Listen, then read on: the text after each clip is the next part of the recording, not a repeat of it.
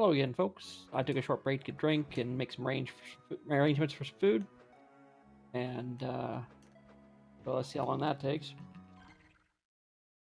And at this point, I was, I guess, looking for where to go next. I remember I have the dash and the double jump. So if I need to do both, I can do both. Just remember that I can do both, should I decide to do both.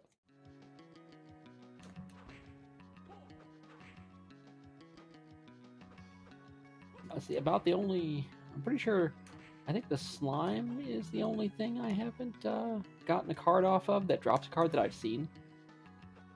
I need to find a place where I could kill slimes, because I got the Axe Armor card, that was Mandragora. I really only got like 3 cards.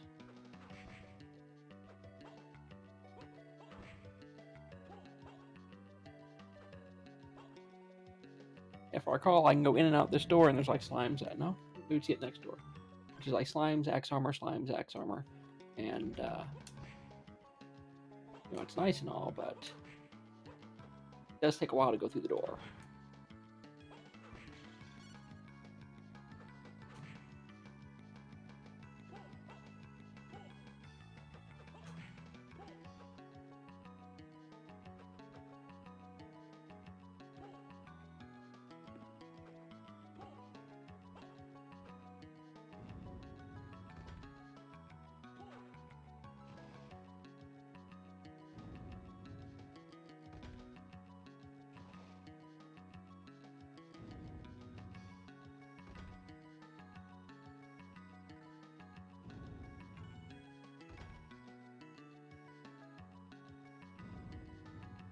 Oh, poisons.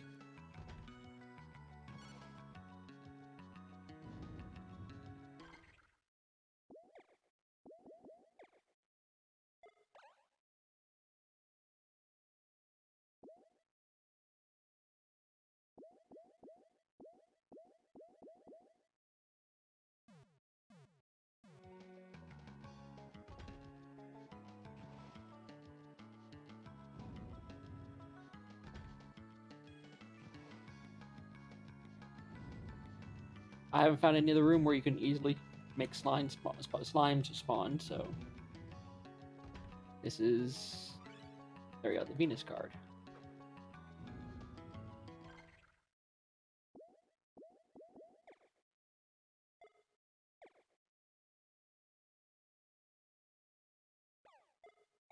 And Venus and Salamander. Let's see what Venus and Salamander do.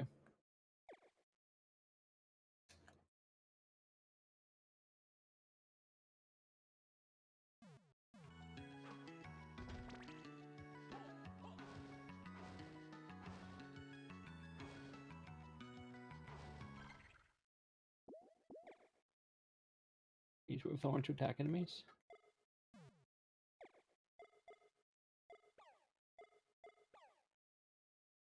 Fire Rope to attack enemies. Okay.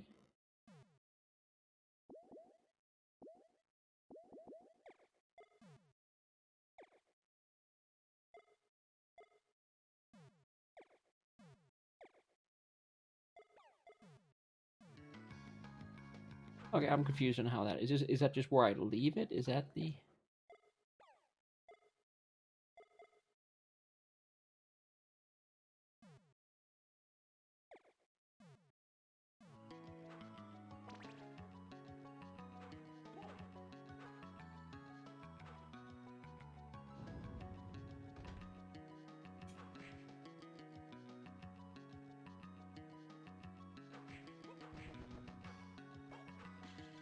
Let's see what it says it does now.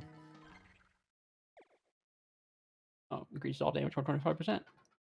Or use fire. Okay. Okay, let's see what this does.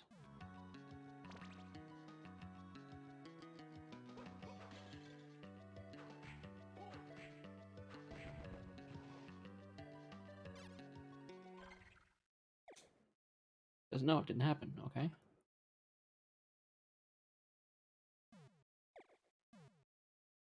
Oh, looks like it raises my luck.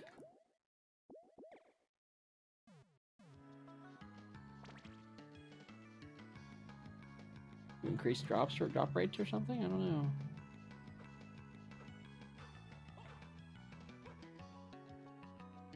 If you use a fire whip on the wooden box, does that let you break wooden boxes? I don't know.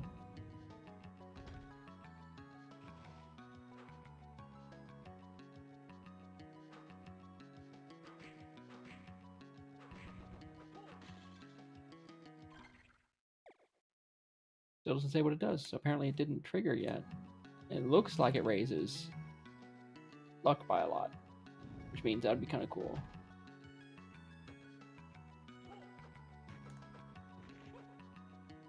Oh.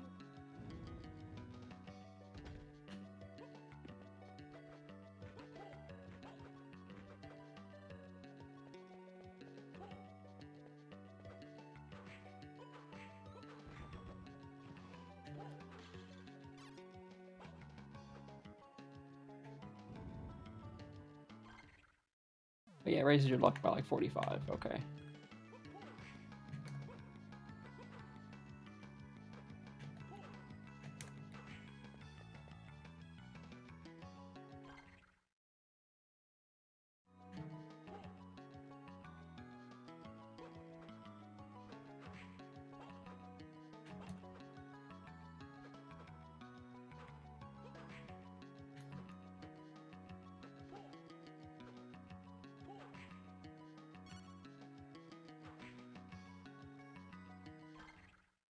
Okay, I haven't been around here yet. Okay, good.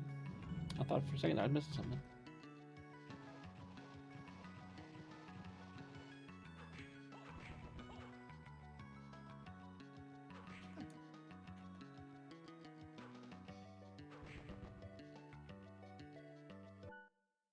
Wrong button. Yes, yes, yes.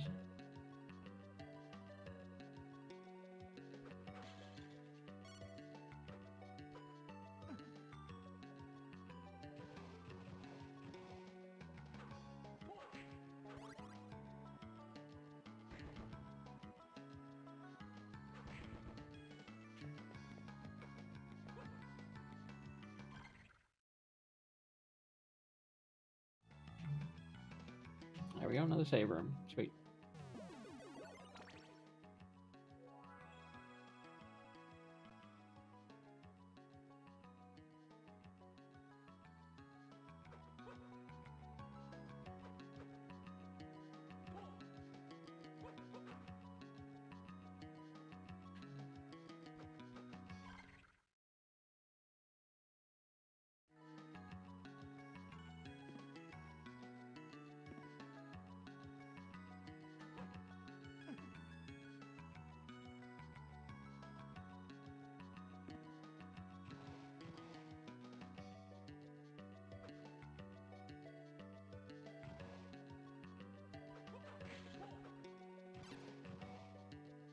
Electric skeletons. There's something that I haven't gotten a thing from.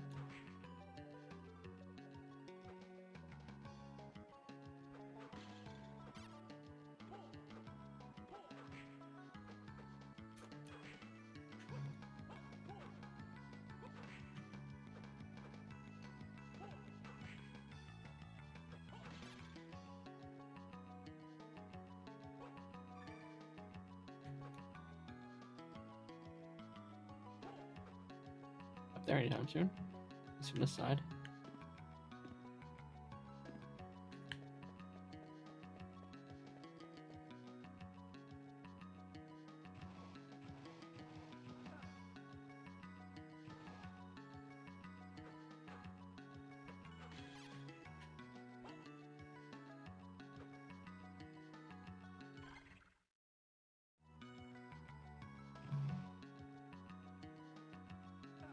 Oh, goes along the floor, huh?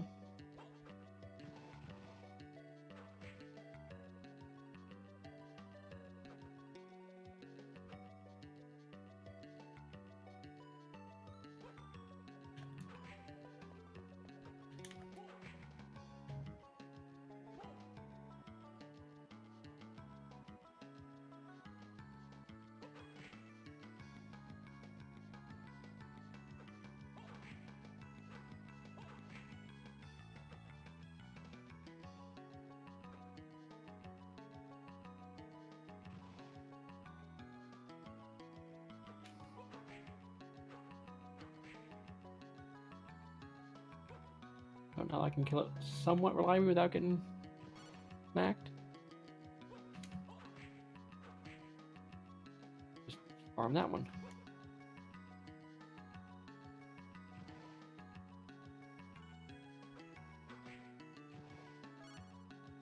I think I just picked up some bronze armor.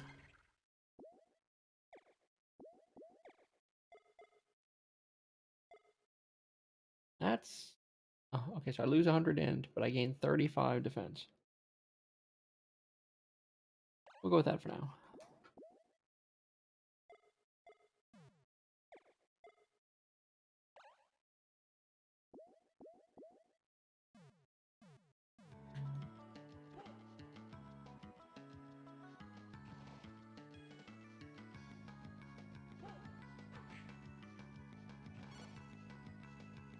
Oh, wish I had someplace to sell these things.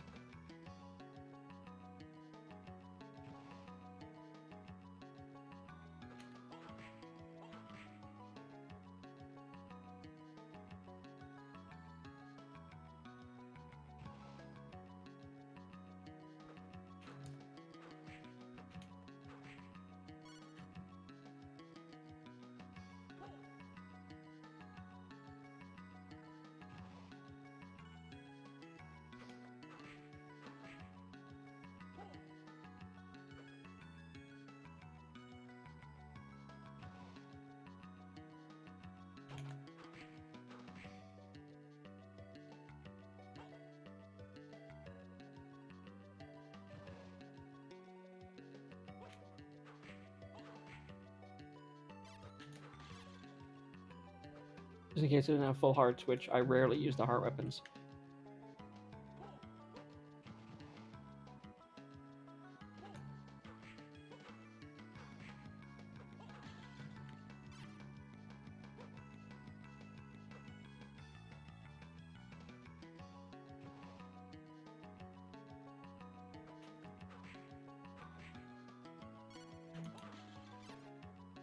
I don't think I need to pick up any hearts. Just habit, I guess.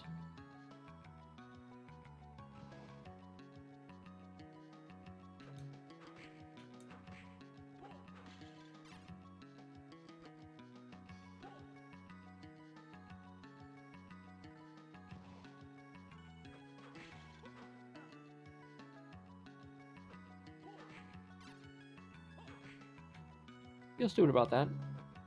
I guess we'll stop. Like, my go-to is like duck attack, and it's like, well, that just asking for that because he hits the floor.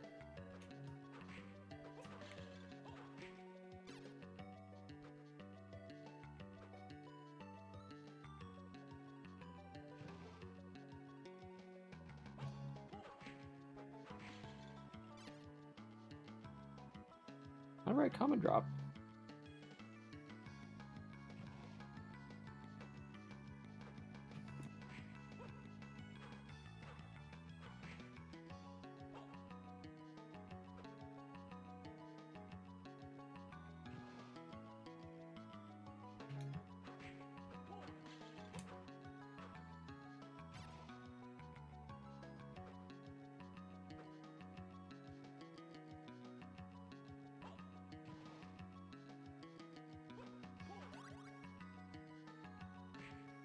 Well, I mean, can't be mad with levels, I guess.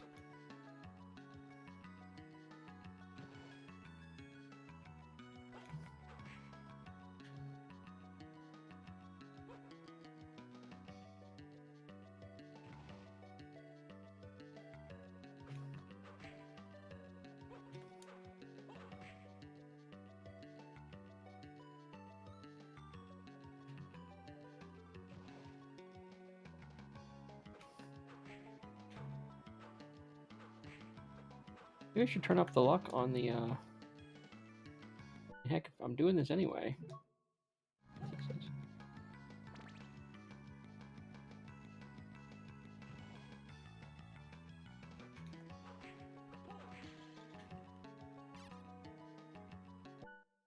Ah. I can't just... Okay, you can't toggle magic while walking. I gotta stop and do it.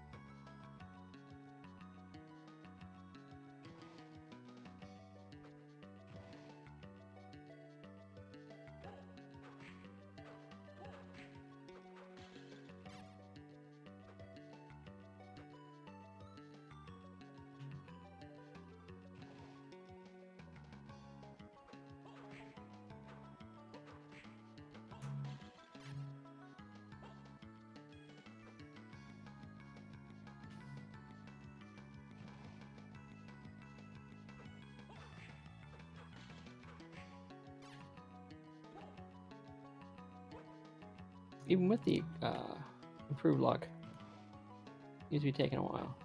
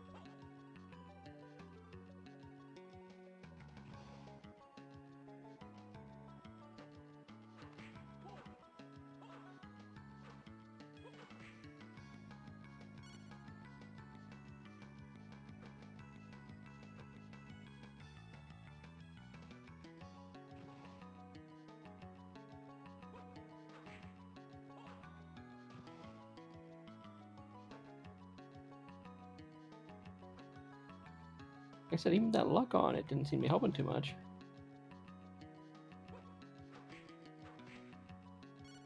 I mean, nice that the slime drop an endo, because I can always use those when I get poisoned.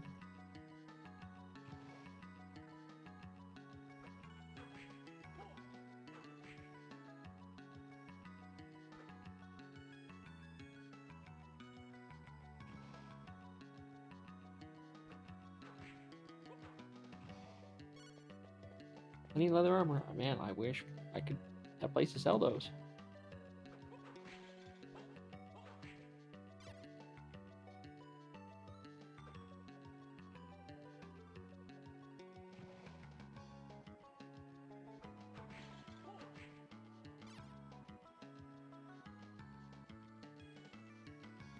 This guy's being real stingy with his card.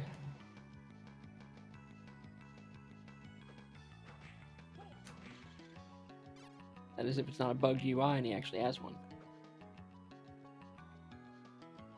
That would kind of suck if I sat here for a while.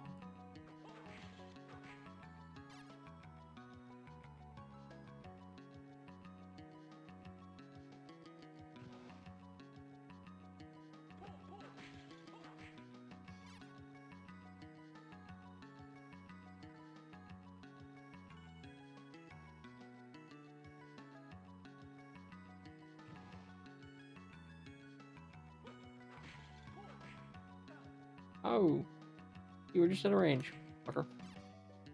And that's and kids. That is why this is not a stream for kids.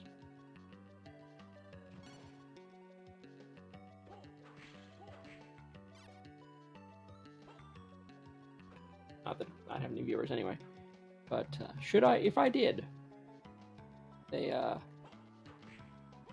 should not be listening to me swear at pixels.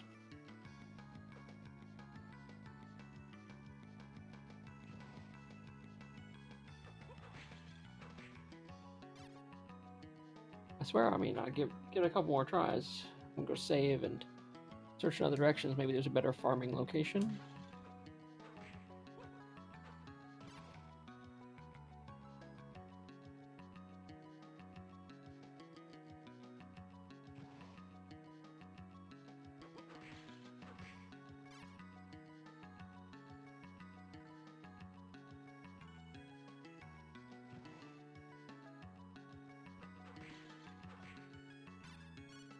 Finding plenty of leather armor.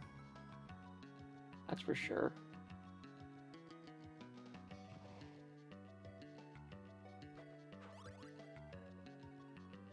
Wow.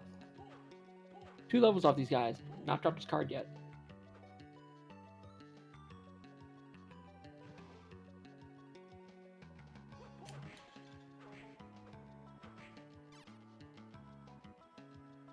Oh, save. Don't want to lose those 2 levels.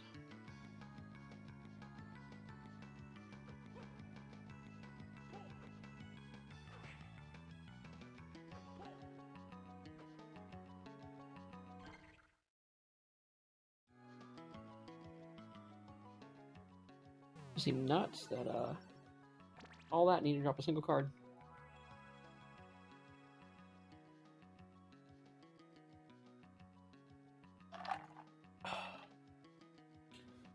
It's not that I'm trying to like 100% soul this thing. In fact, I don't even know if I could, to be honest. Oh, yeah, it's just 32, wait, 20 cards? I mean, that doesn't seem like it'd be that bad. Yeah, lucky increase by 25%.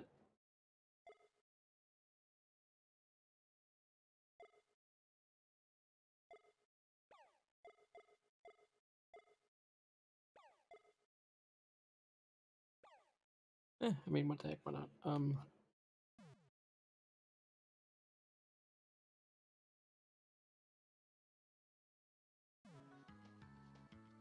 Let's do a little more exploring. Yeah, there's the ceiling up here, and then there's that part over there.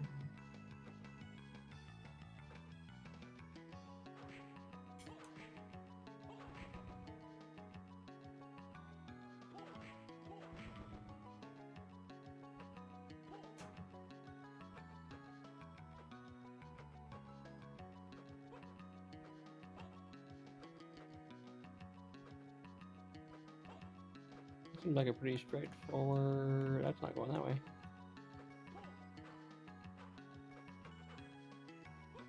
Okay, I guess I'm not going this way either.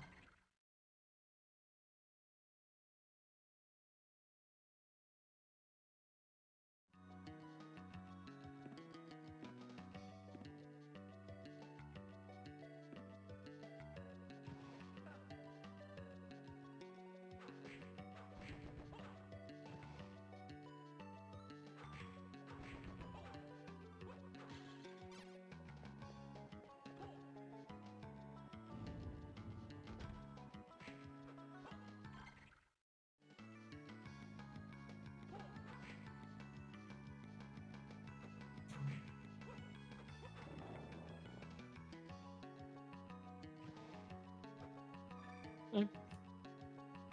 No argument here. Every bit helps.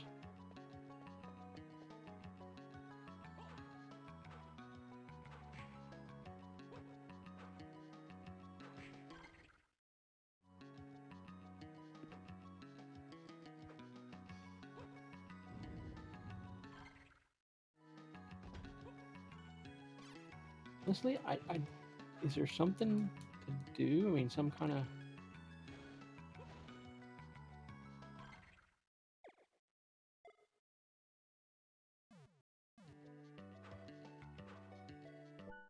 Oh, wrong button. Dang it. Yes, yes.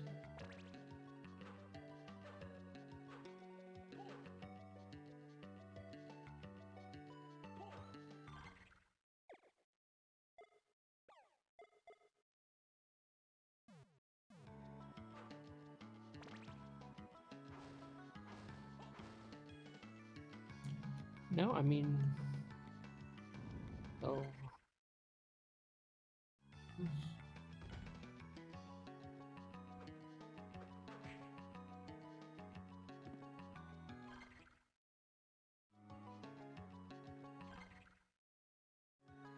Seems like there's a way down this way. Oh, yeah, I can't get through that.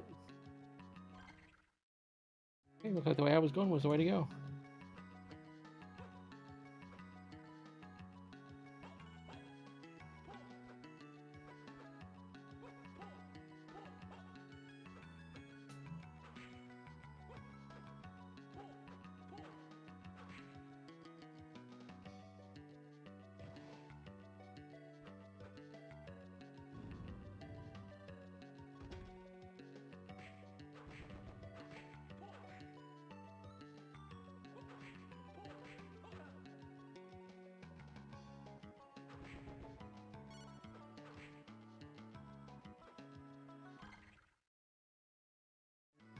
Yeah, straight ahead over then up.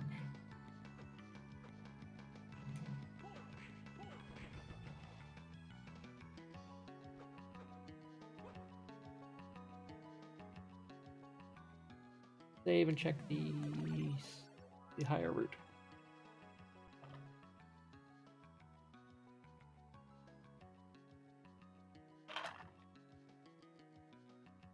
You ever wonder why Dracula put these save points in his castle?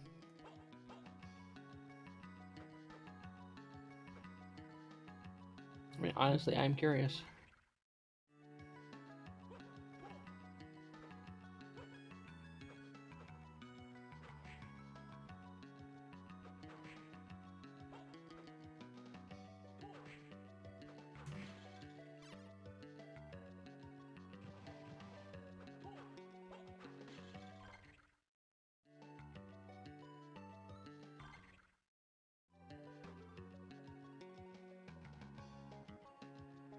Okay.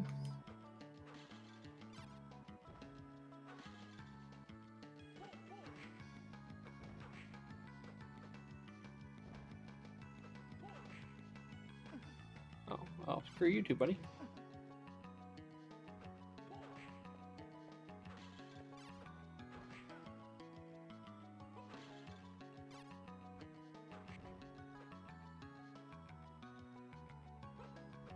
If we want to go, we gotta make our way through the top. Go with that. I'm just a bigger fan of the holy water than the dagger.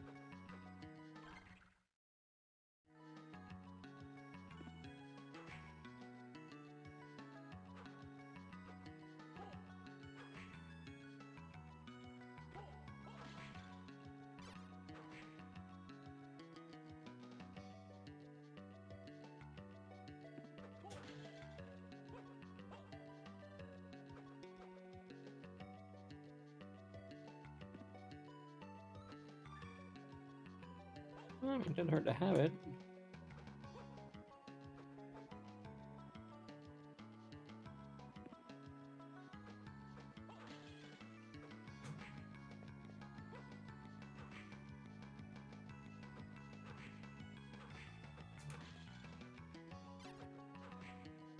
I mean, I could kill 3 of them going across there.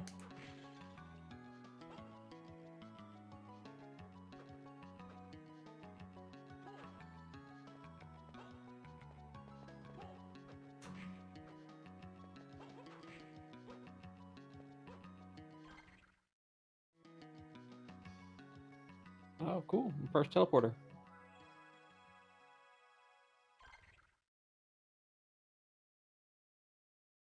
And that's neat.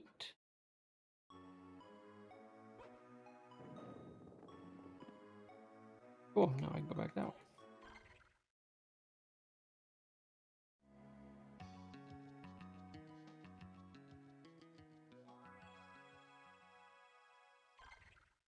Okay, just the ones you found. Okay.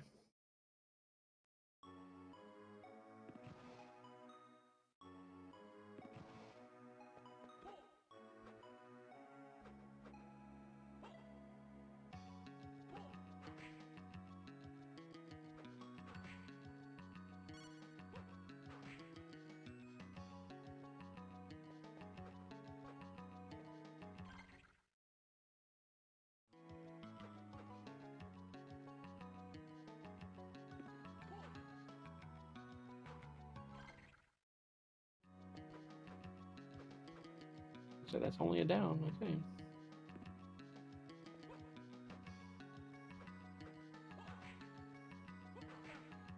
You jerk.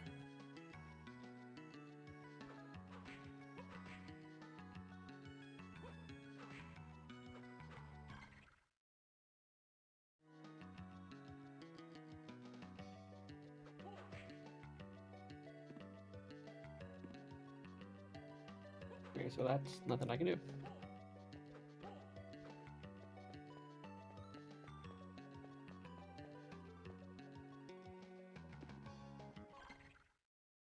Wasn't where I intended to go first.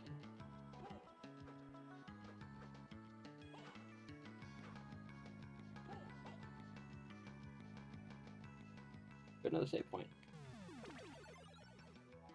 Let's see, I can get why I might put the teleporters all around, because a lot of these castles are like, you know, completely different. I guess you call them architectural biomes, I suppose. I never understood the save points.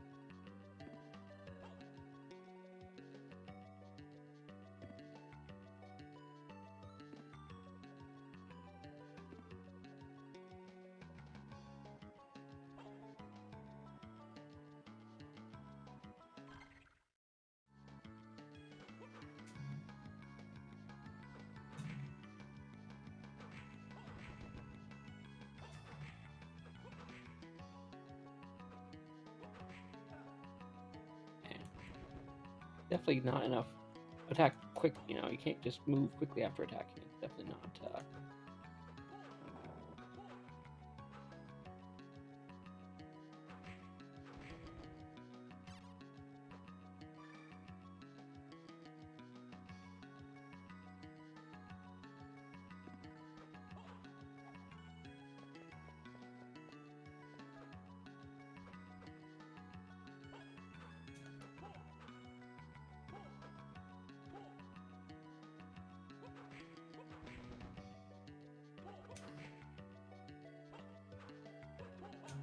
Oof. Up to that one.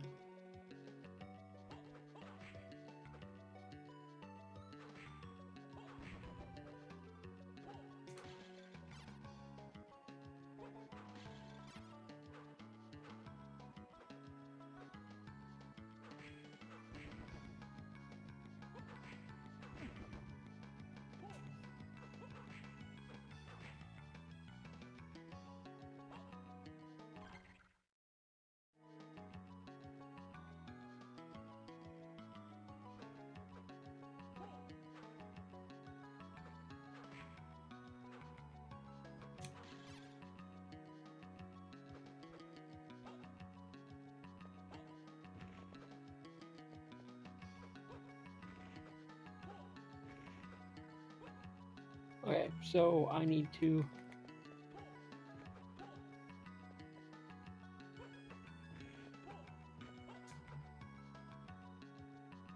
Oh, crap.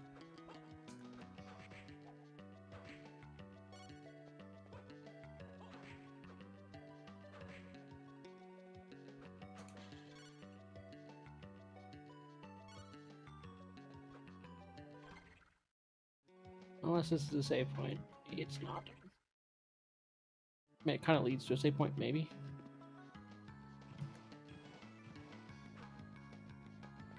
So almost full. I've got a couple potions.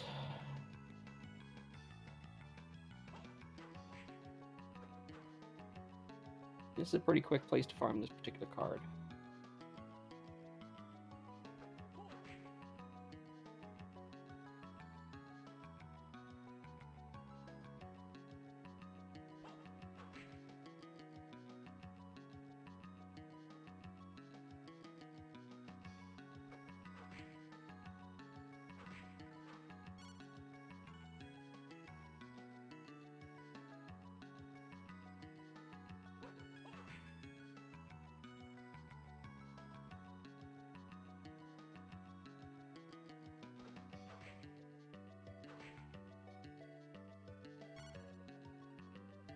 Who knows, maybe I'll eventually find somewhere to sell those things.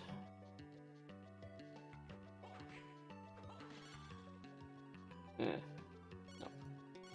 No. I want the X.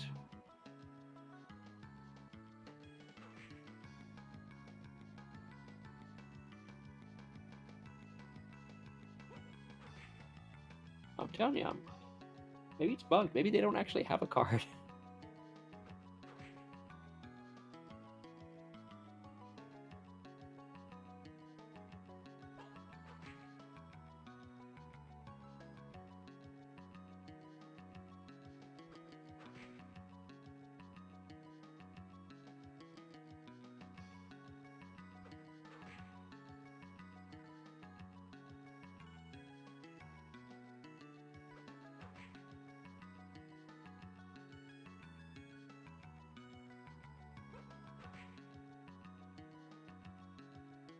I mean, luck is supposed to make a difference, right?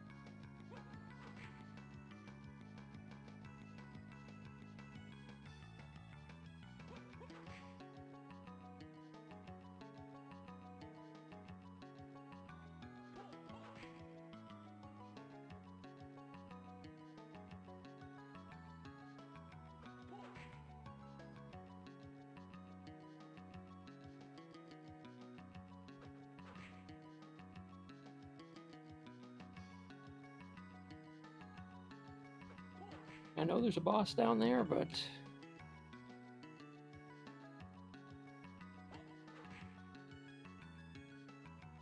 no really close by place to save. I mean, I'm getting item drops. Hard. Yet another level.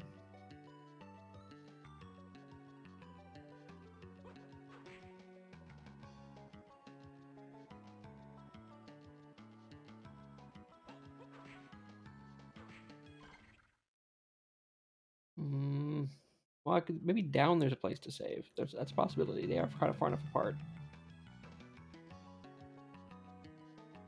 I was trying so hard to get up here. They're still down from here.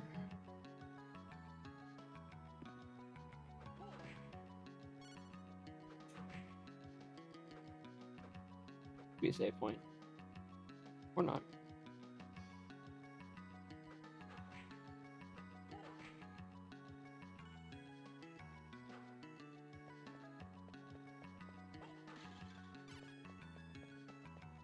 There we go. That'll work. It's close enough where it makes taking on the boss interesting.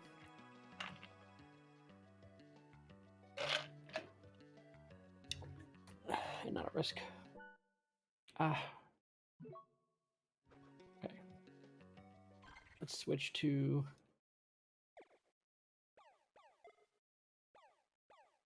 Oh, let's do Whip of Thorns. And then I want to get in there.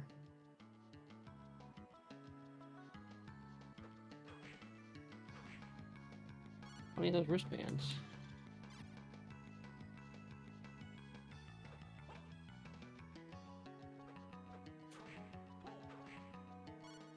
Plenty of wristbands. The way I came in.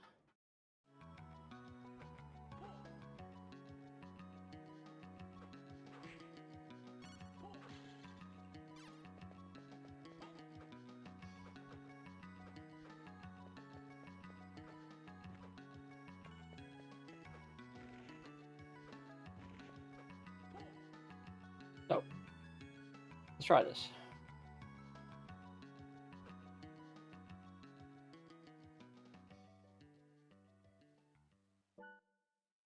Wrong button.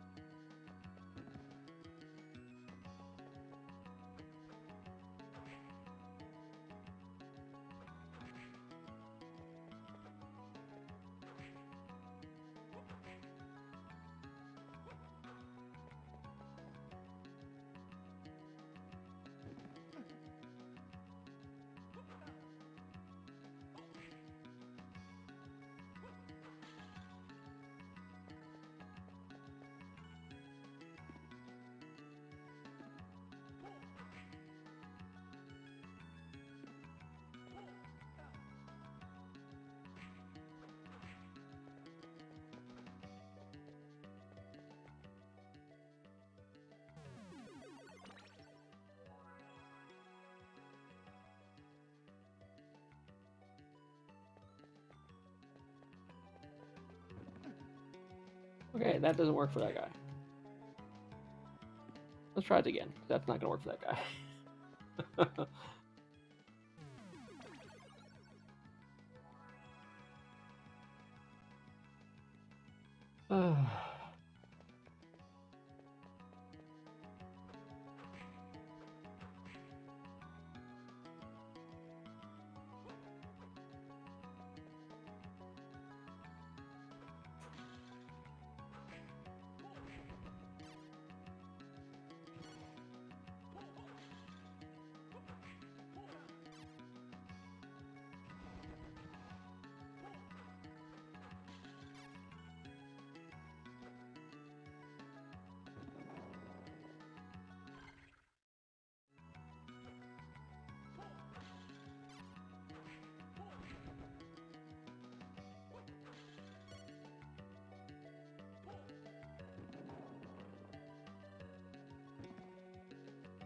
You have to be running, okay.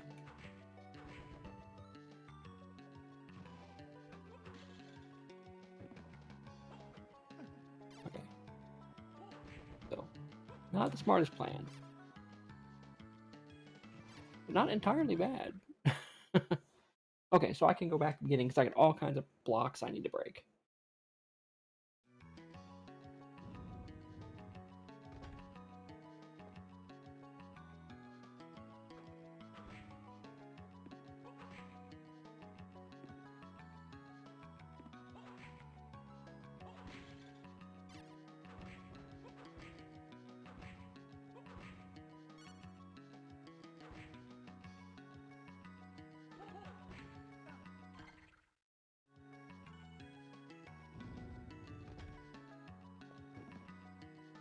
Okay.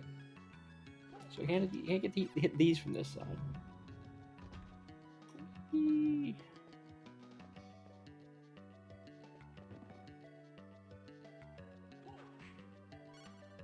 Man, I've so much freaking leather armor. So much leather armor.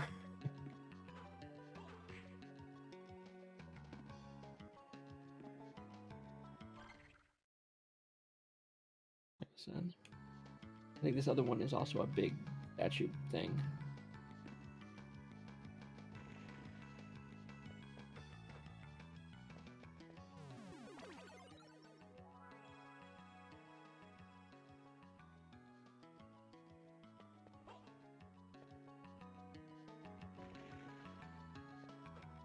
Like I said, I'm pretty sure, yeah.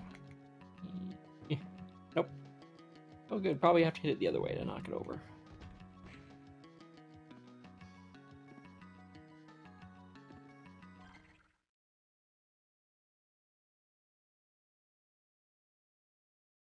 All the way bottom, there's at least 2 areas, and then it looks like I was just stopped outright, so let's go hit those.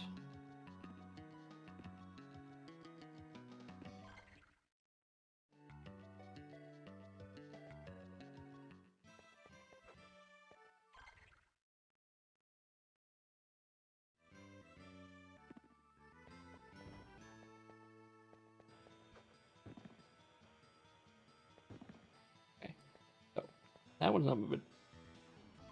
But the other one, okay, down.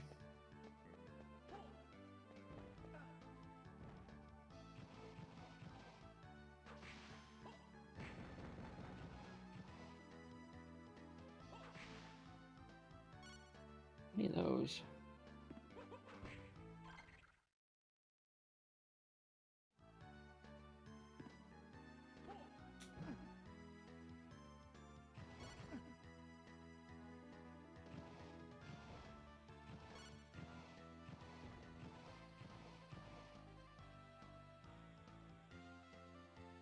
Should I have this guy?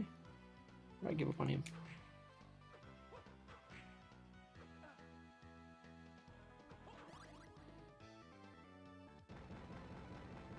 I gave up on him, okay.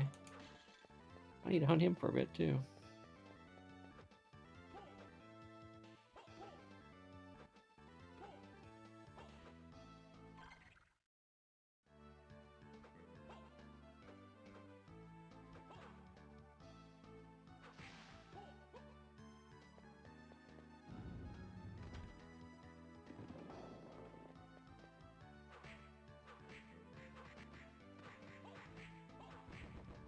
Wow, he's tough.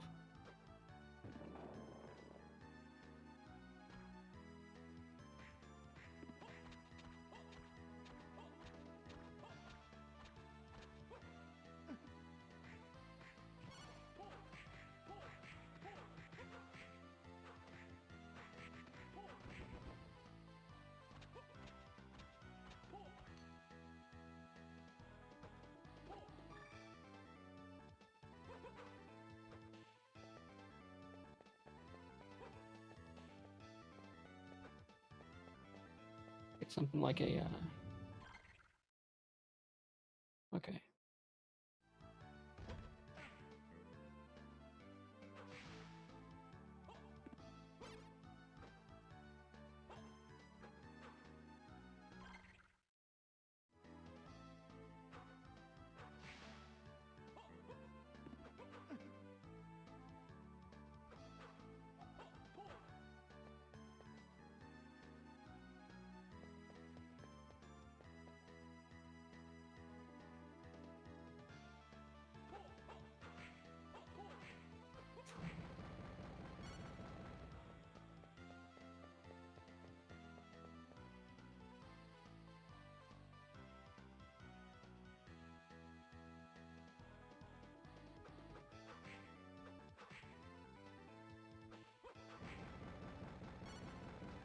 Plenty of gauntlets, that's for sure.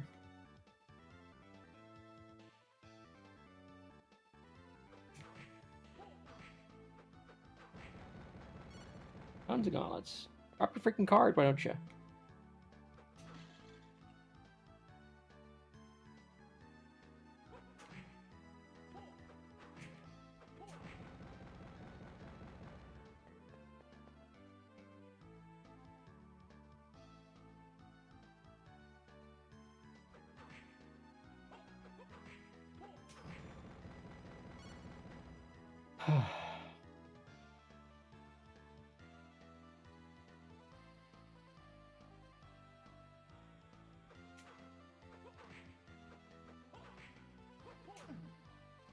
Really? You sure you're gonna play?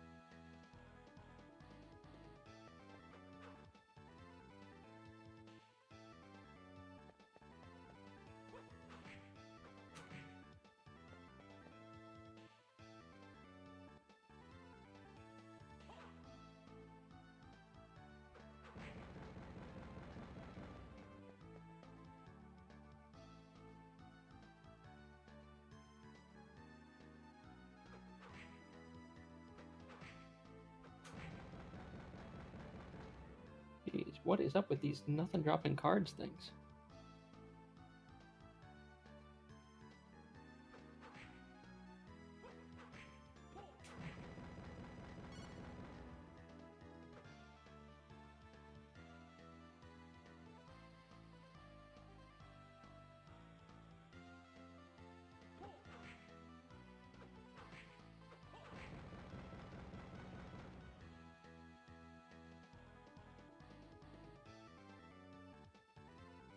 I've been playing for an hour now. Have any cards dropped since I started playing this session?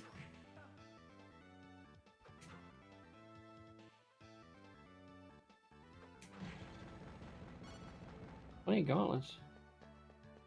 I'm gonna save just in case.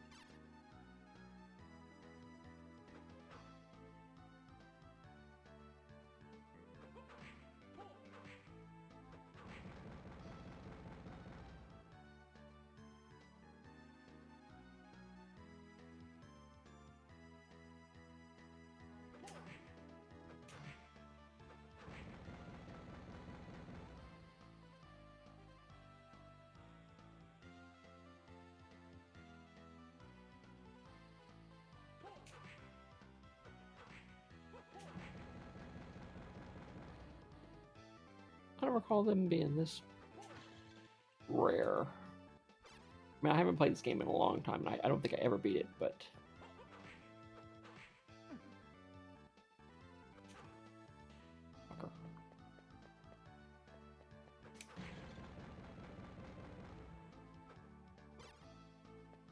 Like I said, I mean, in the other games of this type, or the tactical, not tactical games, where basically where you get extra little abilities based on monster kills.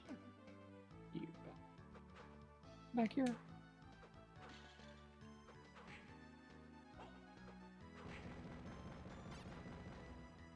Usually they feel more common, yes.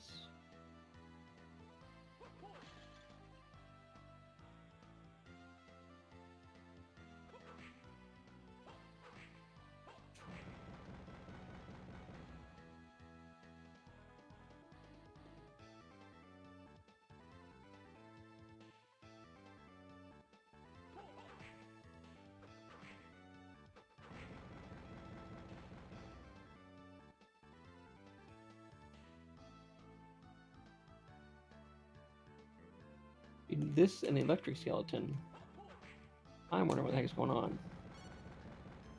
They will drop everything except their card. You have to beat a certain boss before they start dropping cards.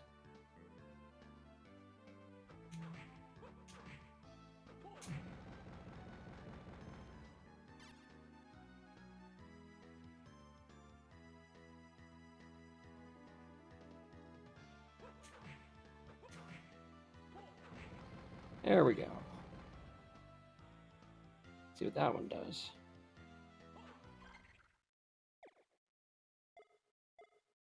Okay, Mercury on the top. Serpent on the bottom. Ah, why do I do that? On now. And it's not moving, so it looks like it's at attack card.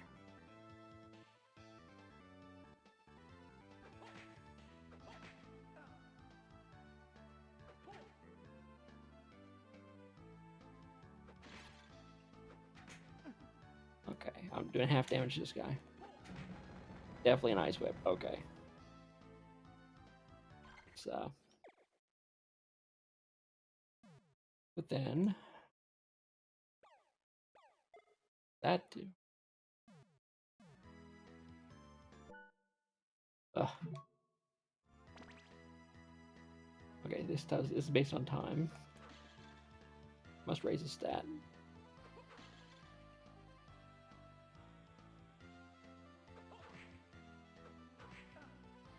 I took less damage. Raises a defense or something. Find out. Defense, yeah. So I took less damage. I took 4 instead of 5. I mean, in a bigger hit, that could be a big deal.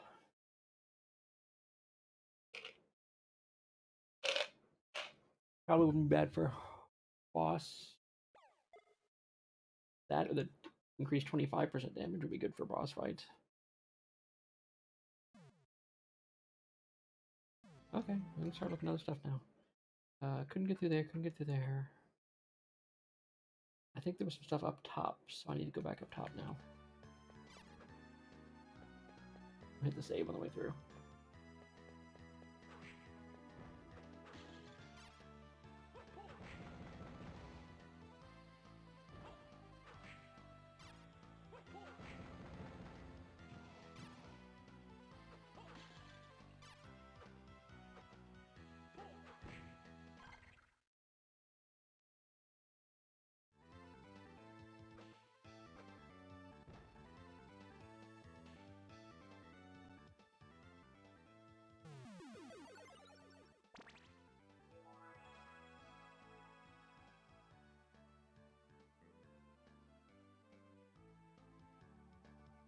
The plan was to play a few of these today.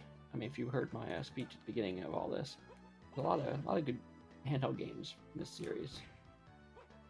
In fact, I mean, it's almost that it went entirely handheld. Very few exceptions. Eventually. I wonder why that is. I mean, heck, even Bloodstained came out on the Switch. I wonder.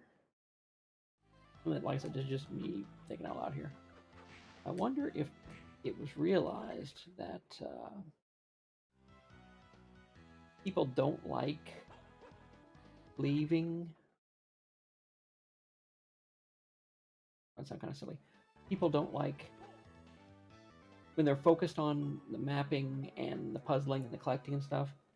They don't like to be interrupted, and it can be frustrating to be like, oh, you play for a couple hours one night, and then you gotta be somewhere. You've got to go to work. You've got to do family stuff, whatever. And by the time you get back to it, you've lost that focus.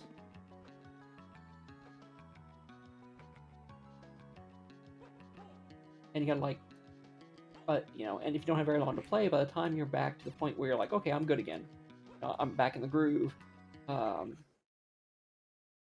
gotta stop playing again. But having it portable means that when you get 10 minutes here, 20 minutes there, or whatever, you can keep that, I don't know, that attention, that focus, that I guess reflexes from decaying so much.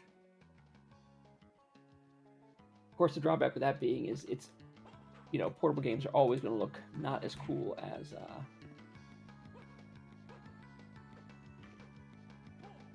console games, with a few exceptions. Obviously, like the Switch is pretty good at being a little bit of both. But I mean, the Switch games, again, with few exceptions, will look as good as like the PS4 or the PS5 or the Xbox One or the Xbox Series.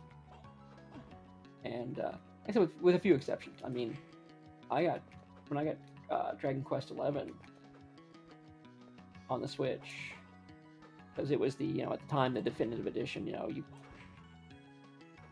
It had all the extra content and stuff that the PS4 version did not have because it was released later.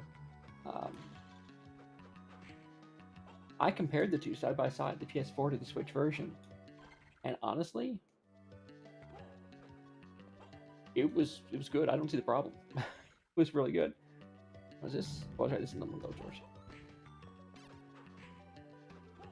I mean, obviously, Dragon Warrior is probably not going to be pushing any huge boundaries, but it was open worldish, and it had, and it had, it had decent draw distances, and it had to, it wasn't just, it pushed the boundaries of what the Switch could do. And what the flying? So it was one of those things where it was like, that's it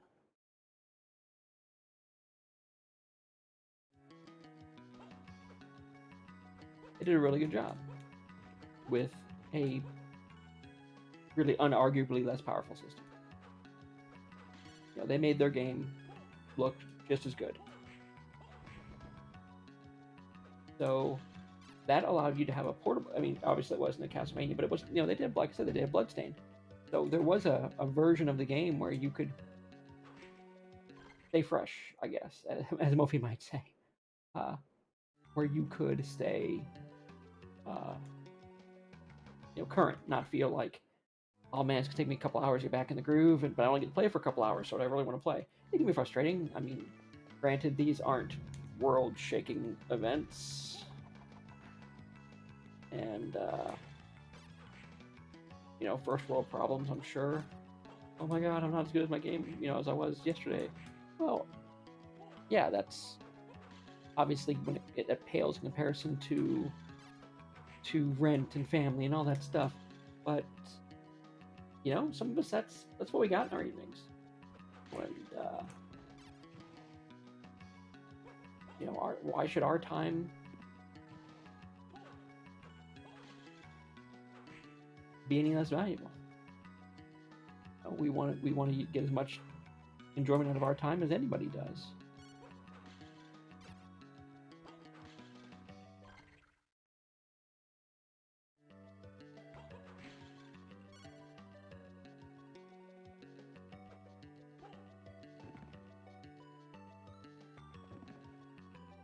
other than that.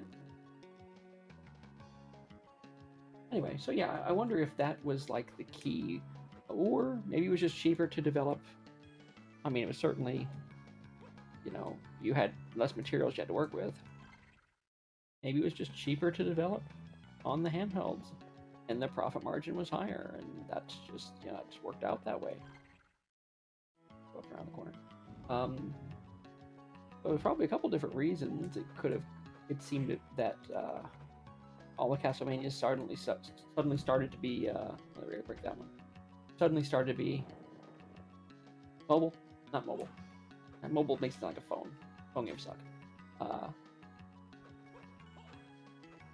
I guess handheld.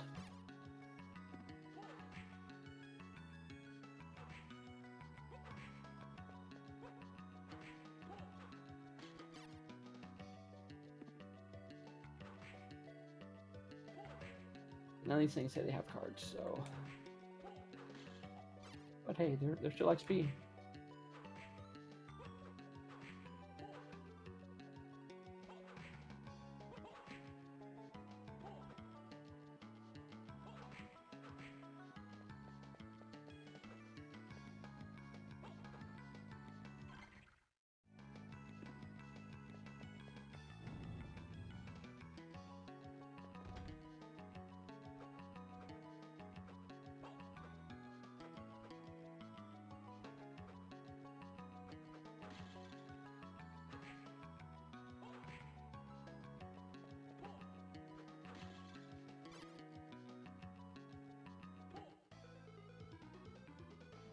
Oh, you know what this means.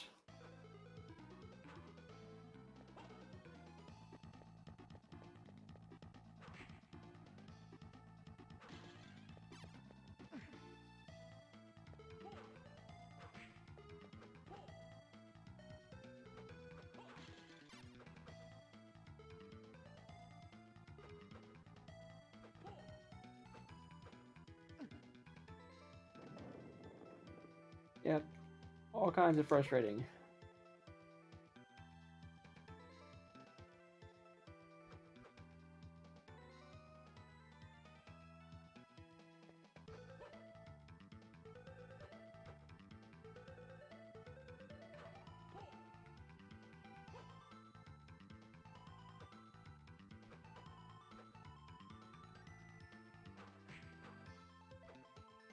Oh, you little brat.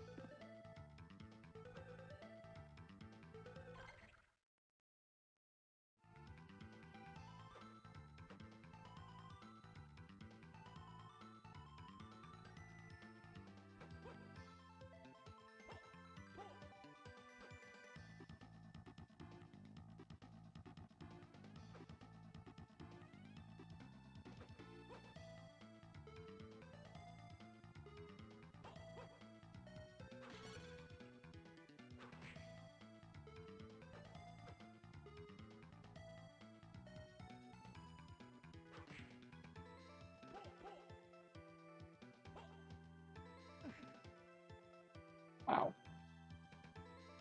Knock back on those arrows.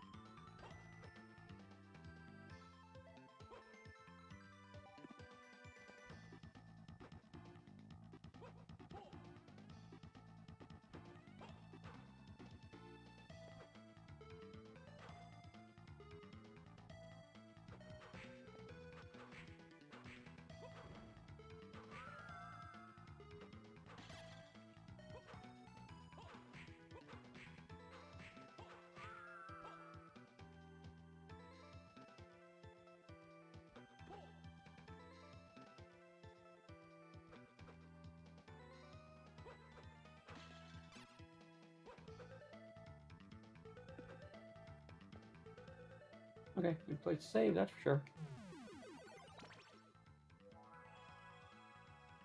Who knows what I'm missing, but exploring this area, it just gotta be freaking annoying.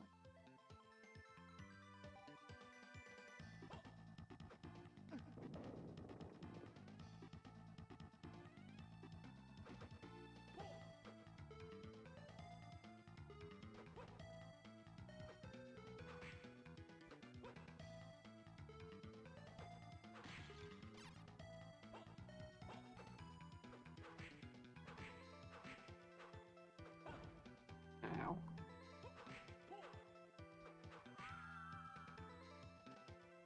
Oh, come on.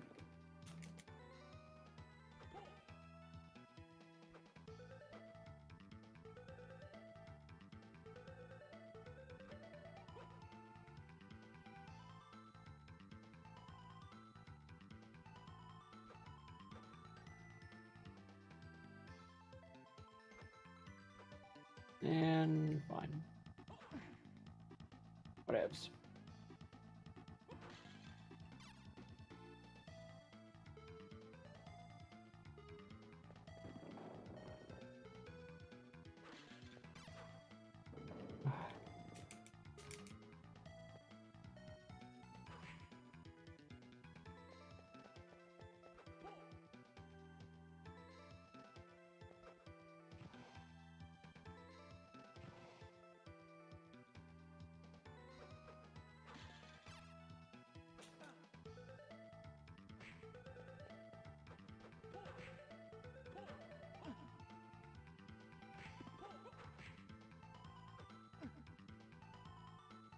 Wow, he's kicking my ass.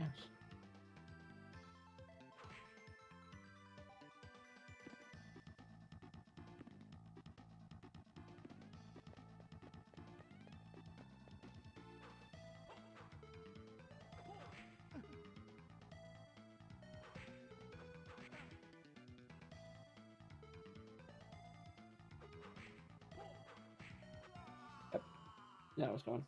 And nothing to heal, so. Wish I had a way to, like, actually use that, Oh, I feel stupid. Wow.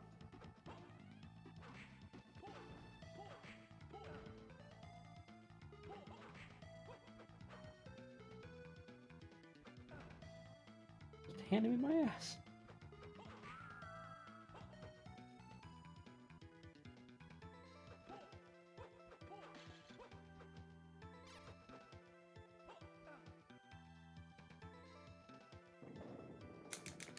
Seriously? Oh, just fucking kill me. I mean, seriously.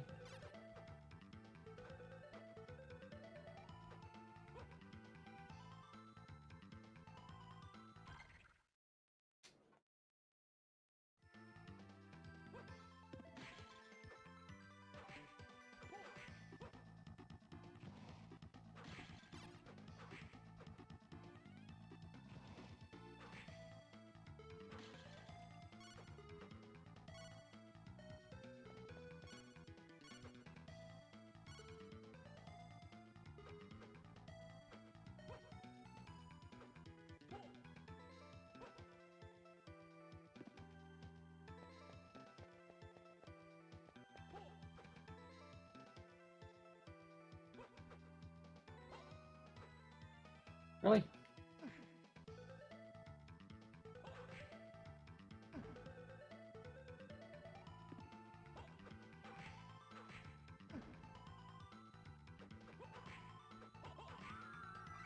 I got a card. That's something at least. I definitely save now. I can get up there.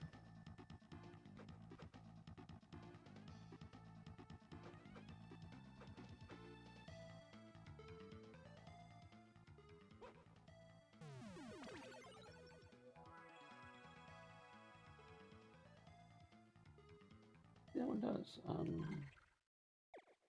New top card. Okay.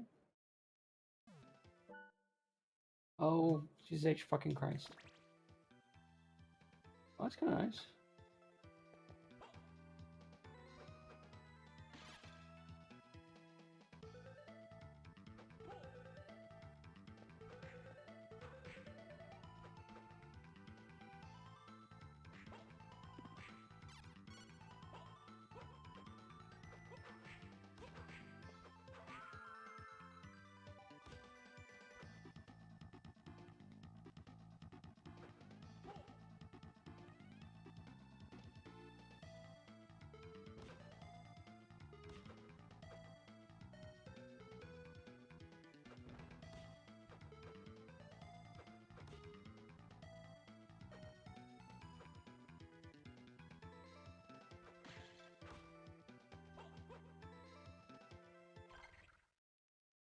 Do not take that slide. That's what we're saying.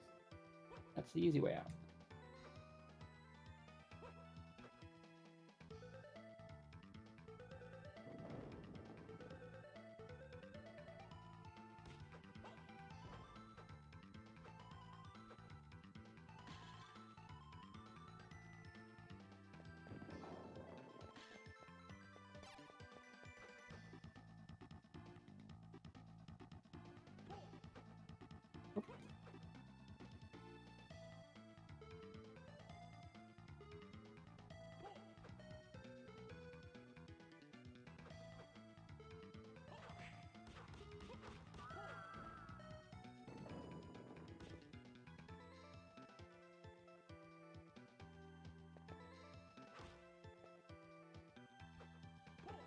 Wow. Okay. Now that I've killed some things, it is a little easier now, just like dodging. I can make that jump, of course. Really?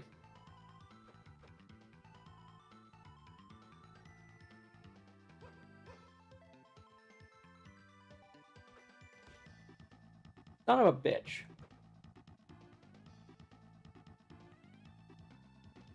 Yes, I'm cursing loudly. That's why this is not a stream for children.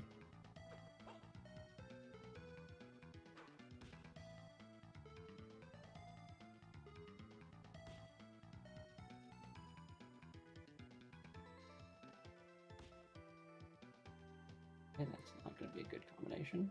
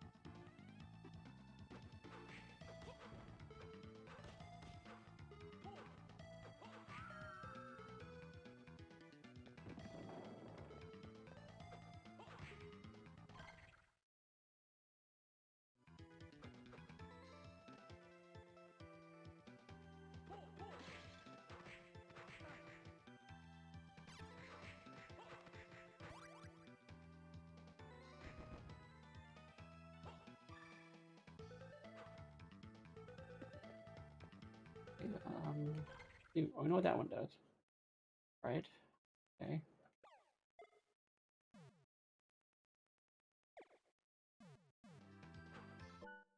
Oh, stop it. Oh, well, that's cool.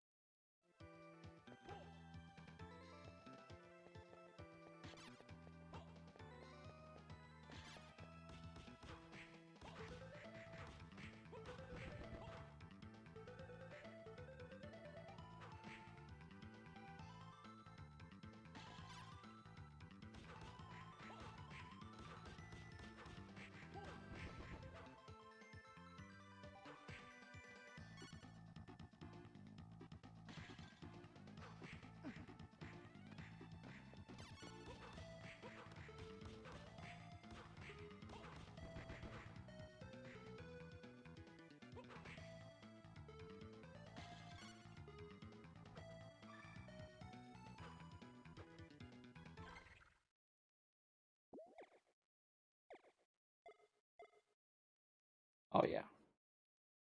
Slightly less defense, but a lot more magic.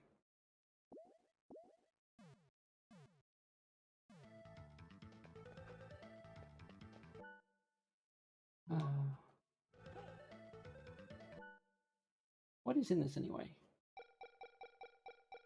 Oh, I guess I can just do a save, I suppose. Sure.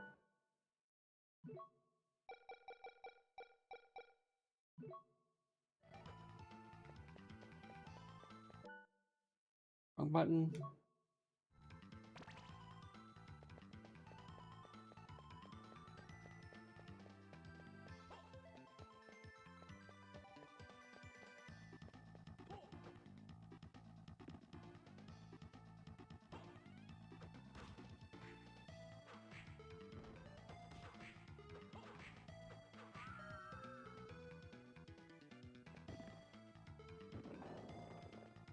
That comes back.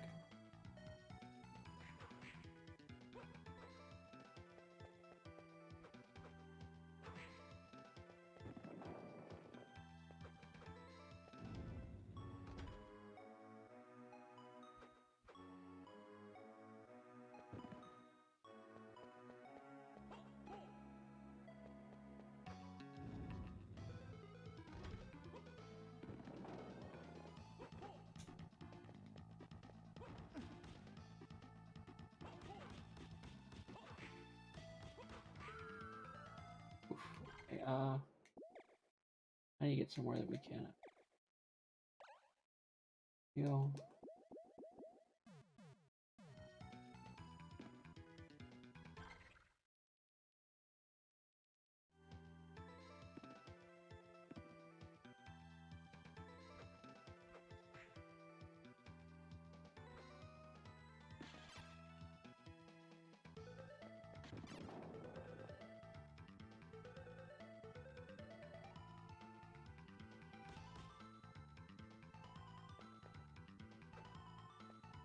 There we go. Made it. Here's what the third thing is. We've got like 3, I guess, elements and then 4 forms, or 3 forms now. 3 of each, okay.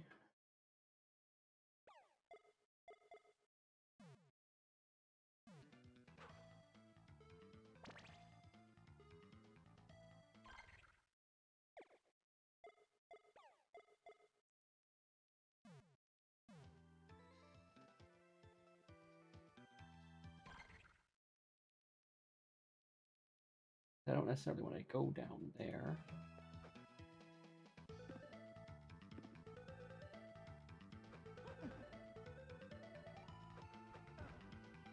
Really?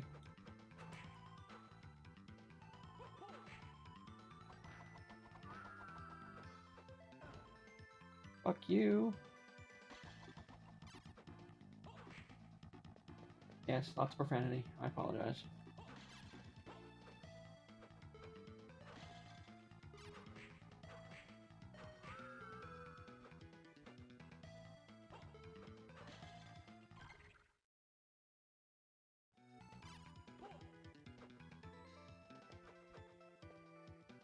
That's probably where we come out of there. Hi.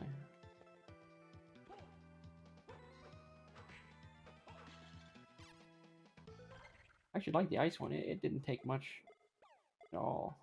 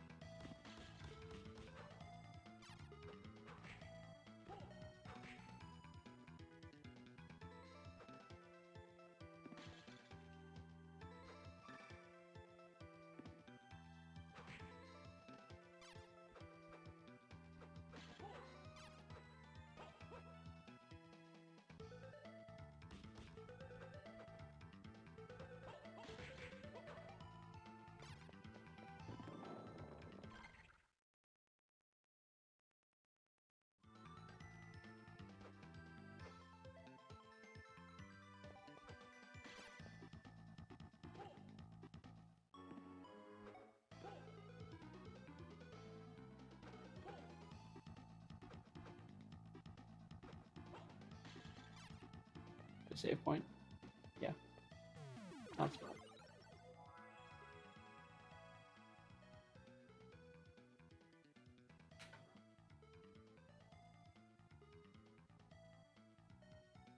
What's going on?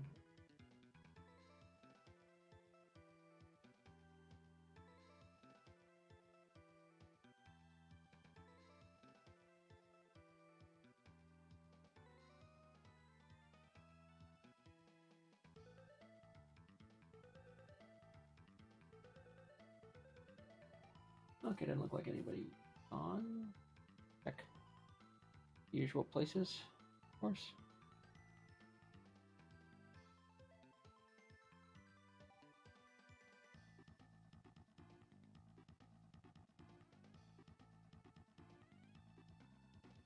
Okay. So is that the tower really the only place we have to go? Because I'm not a huge fan of the clock tower. I hate the clock tower. So let's go see what else we can do.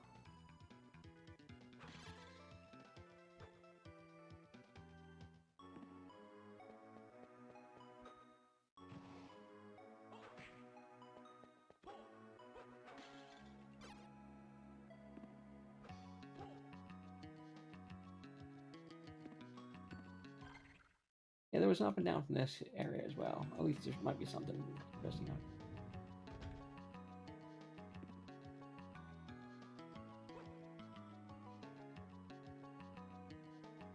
We don't have the ability to move this one yet, that I know of.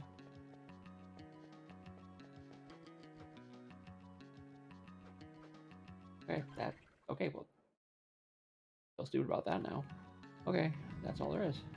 Out there, anyway.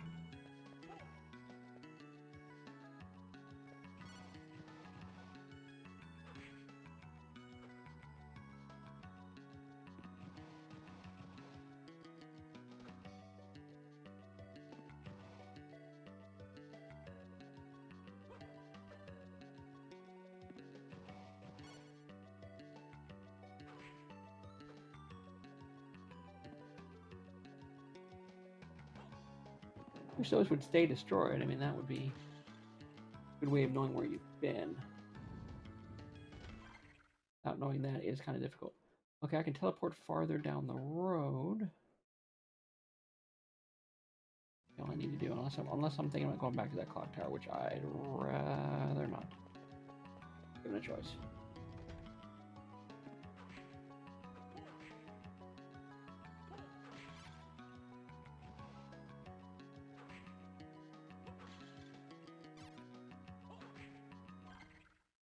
Oh, I took a wrong turn. Oops. Back the other way.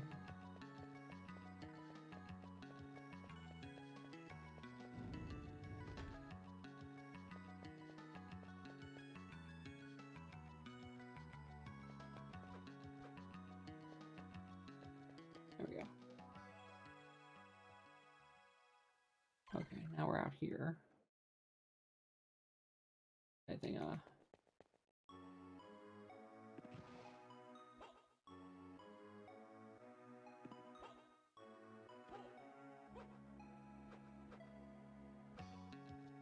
you've shown me a card.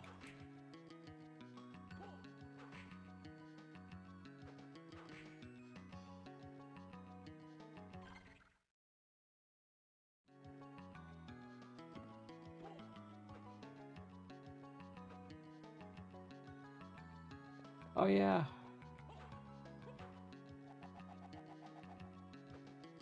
I just, I started this earlier. I wanted to make some progress on it. Of course, I've now gotten to the point where it wants to send you into the clock tower versus full of Medusa heads, and that's just so not fun. What'd you make?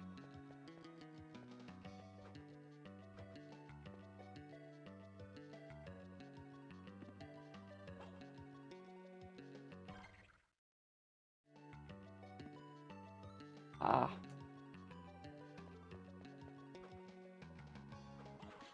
For those of us at home, or who have never actually lived in a town with a decent German restaurant, you want to explain the difference between like schnitzel and say like a tenderloin or something?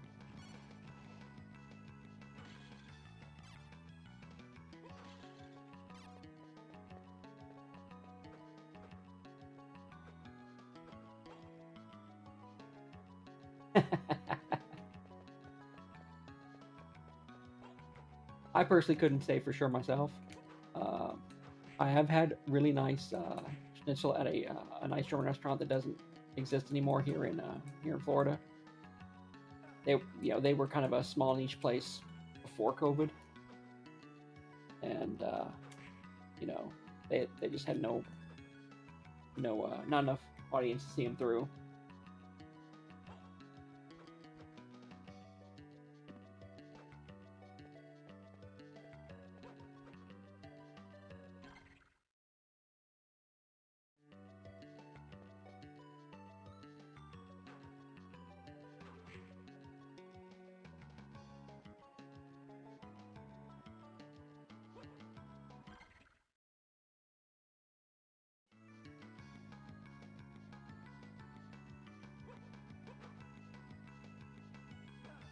Wait, not not having much knockback on it. Not having much knockback on it. And then there's just tenderloins. Like my family makes pork tenderloins really really thin. So basically, you take the pork and you soak it in buttermilk for a long time, and then this is after cutting it straight off the loin. I think maybe about an inch thick, maybe less than an inch thick, 3/4 of an inch, and soak it in buttermilk, and then you do the cracker crumb breading with the buttermilk. So the buttermilk holds it on. Then you and after you beat it that thin, so by now it's like a 1/4 inch. So and it's probably almost as big around as a small paper plate. So you set your skillet up with maybe 3/4 of an inch of oil. Get it pretty hot, and then you just basically quick fry it. Just enough to make the outside golden brown and cook the inside. You throw it on a hamburger bun, and it pretty much sticks out like 3 or 4 inches all around the hamburger bun, and you have it with ketchup and mustard. Please die. But at its core, it is tenderized pork loin with breading.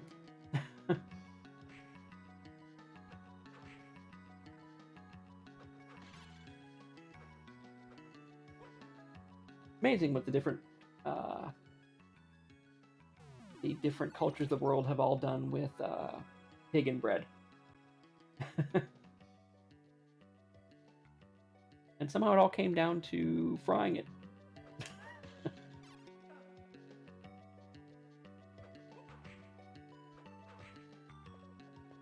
want that card. Before I stop playing, I want that card. Where are you? Give me your card.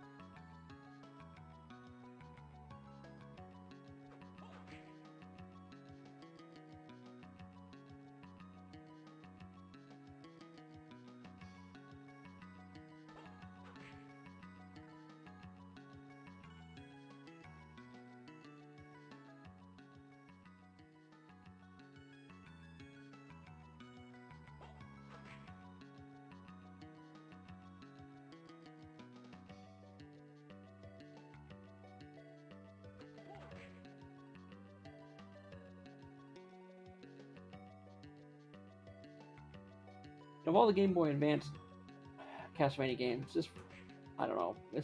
I want to say none of them are bad because they're all very solid games. But this is the one I like the least.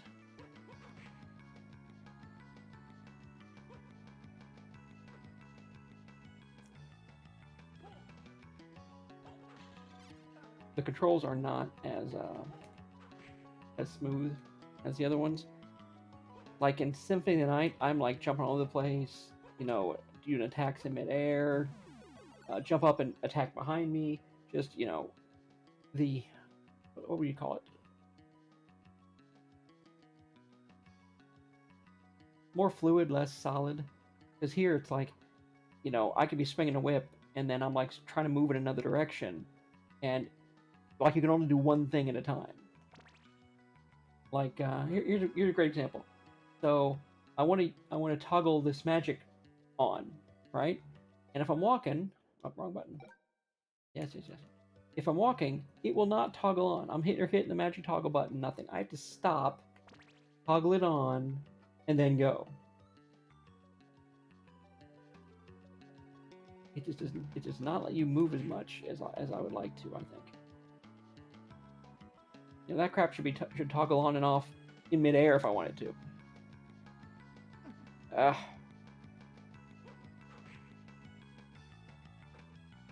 There's the fact that I probably killed like 100 of these damn skeletons just to get their stupid card to drop. Nothing. Some things you kill, and it's like the second time, boom, card. These guys, not so much.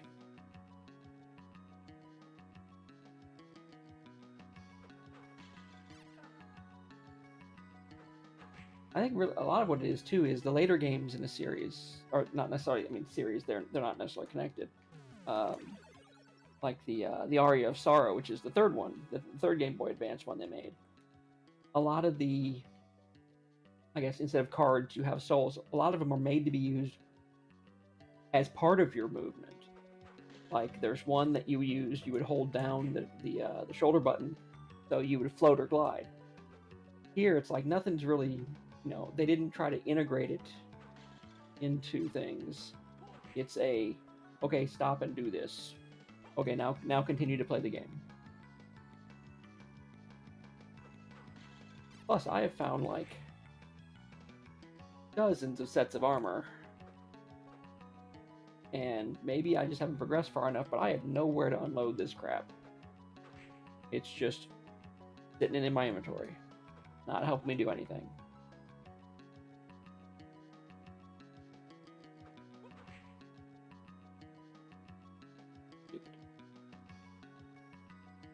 Drop your stupid card. I know you got one. This little thing pops up that says, I don't have it yet.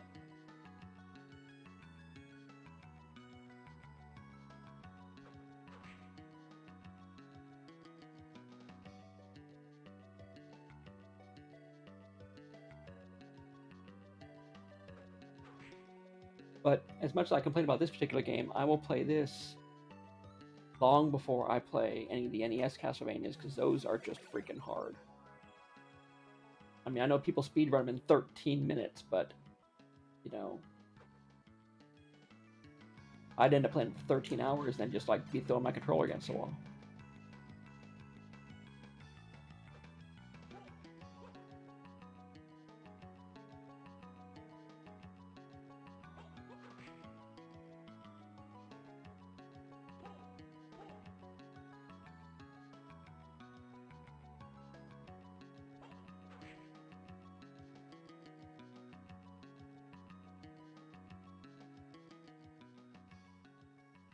Yeah, I ended up having a couple glasses of soda, and that's pretty much it. I really couldn't decide on what I wanted for food. I was going to order something. That was the plan. I just, you know, it's like we had pizza at work Wednesday. I went out today for lunch. I had Arby's. We went to Golden Corral Friday, where I, you know, pretty much had a little bit of everything. You know, they make a lot of different stuff there. Charmer. I really couldn't think of anything that just felt like it was what I wanted to eat. And you know, this is definitely first person. Have you been to Golden Corral? It's okay, because I know that you and I went to the steak place, not Texas Day Brazil, whatever the steak place was, where you basically get whatever you want because they cook it all the time. Imagine more of a Fogo de Chao. So imagine like a working man's level version of that. Basically, you walk in, you pay him the money, you sit down, and they just keep refilling your drinks while you go up to this huge buffet of where they're cooking stuff all day. If you want Chinese food, there's some kind of Chinese food there. They got like rice and a couple different Chinese dishes. If you go there for dinner, they'll cook a steak however you want it and give it to you. There's a bakery section. There's a salad section. Their yeast rolls are really good. But I mean, it's like, I would say it's like for lunch, it's like $12. You go in and you just eat until you're done. Heck, I went in there, had lunch for $12, had 2 plates of food, a small bowl of ice cream, and walked out with a bag of cotton candy. I was totally fine with that for $12. That's perfectly fine. The problem with Golden Corral around where I am is it kind of gets a bad rap because a lot of people want to go on the weekend, but if you go there like anywhere near church getting out time on Sunday, you might as well bring a freaking tent because all the church crowd goes there on Sundays. So the place is packed, like out the door line packed. I mean, I don't blame them. I mean, great food for the money. Yeah, it's going to be nuts. So if you want to go there and have like a normal time, go during the week. They do breakfast too. So I mean, you go and have an all-you-can-eat breakfast, have an all-you-can-eat lunch, have an all-you-can-eat dinner. Cost you $30, 40, say 45 if you go with like steak root or whatever. Say $45. I mean, that's pretty much what you get for a day's food budget anyway. If you're traveling for business. But yeah, it's I don't even want to be on the same road with the place on Sunday around that time. It's nuts. But I mean, that's not the restaurant's fault. It's like you're just blaming the restaurant for being a good place. I don't know how you can do that, to be honest. How you can do that reasonably and be reasonable on it.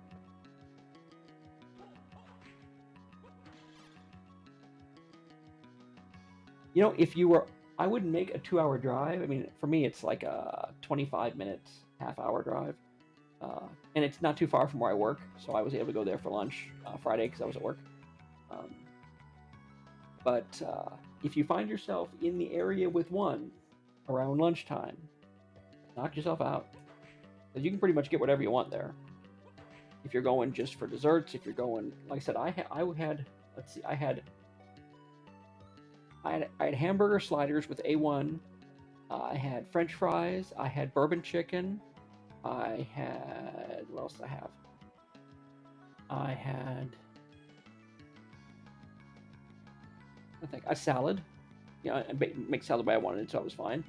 I had a bowl of ice cream. I had, like I said, and on the way out, I grabbed a bag of cotton candy because they spin cotton candy there. So, if you're in the area, I'm not saying they're all amazing because every restaurant chain has some good and some bad ones, but for the money, and if you're hungry, knock yourself out.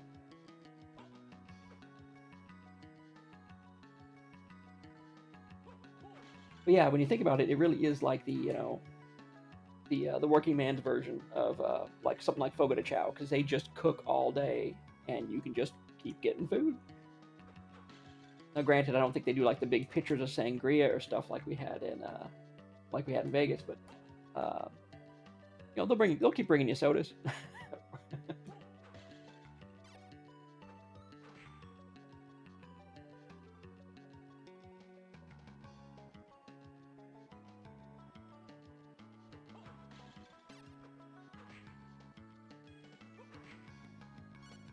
Hey, potion, that was useful.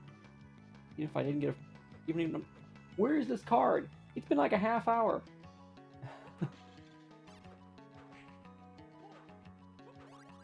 Apothecary, like a compounding pharmacy type of thing, where they you take in your script and they make it up for you. Oh, like a drugstore. Oh, yeah. Soda and ice cream. Yeah.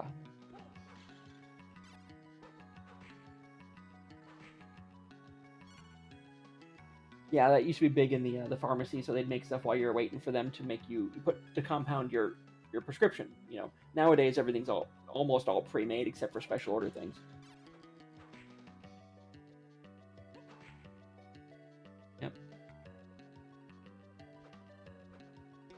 You know, that's how RC soda started. If you ever had RC cola, basically there was this pharmacist who didn't want to pay the huge licensing fees and markups for Coke or Pepsi, so he just made his own cola, Royal Crown Cola.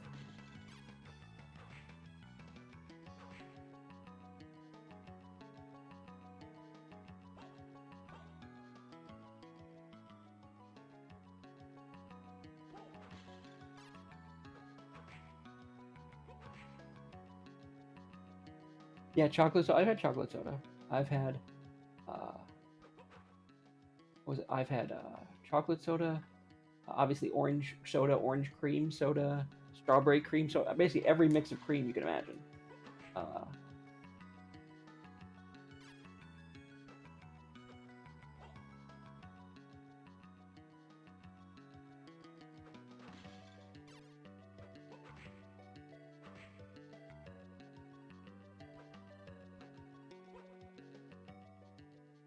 yeah, they get pretty bored sometimes. Yeah, there's peach Coke. Uh, Heck, there's coffee Coke. I mean, you should see the little. It's almost like the espresso Coke, uh, little shot cans like they do for Starbucks stuff. Uh, oh, we'll have to smuggle some in for you. But yeah, we get. Oh heck, I mean, yeah, I didn't like the coffee Coke much either. Let me hop on that real quick. Actually, let me fire this up. I'm pretty sure they got like loads of it here at the local stores.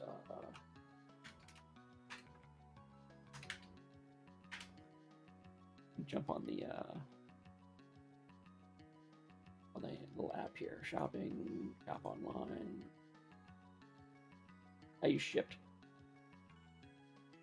Log into my Shipped account. There we go. Beverages, soft drinks. No. Yeah. Okay. Just strange things I see among the Coke here. Let's go. Of course, there's cherry. There's always cherry everything, cherry Coke, whatever, and there's usually the creams. Yeah, black cherry soda. What else? Of course, ginger ale is not too weird. Wild cherry, which is a different than your regular cherry soda. Of course, you've got yeah, cherry. Yeah, but no, this is this is black cherry soda, not Coke, but actually black cherry soda. The whole thing is cherry flavored. It's not like there's a cola in there.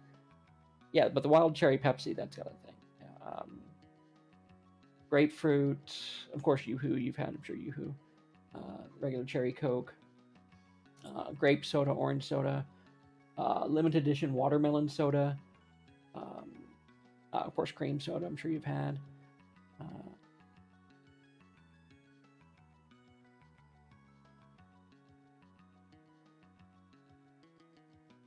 Peach cola, lemon lime cola, which is, I guess, kind of like a Sprite or 7 Up. Cranberry ginger ale. Of course, all the Fantas with all the different flavors. Cream soda Dr. Pepper. Blue raspberry soda.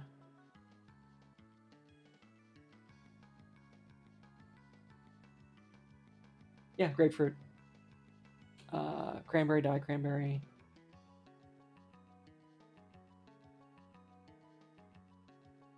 This is just the stuff they have on the site. Blackberry ginger ale. Straight out ginger soda, of course.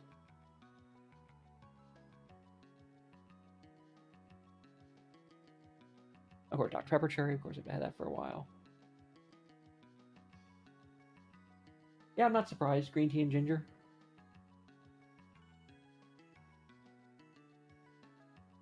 Of course, lemonade in a can. I guess sparkling lemonade. Ginger root beer, of course.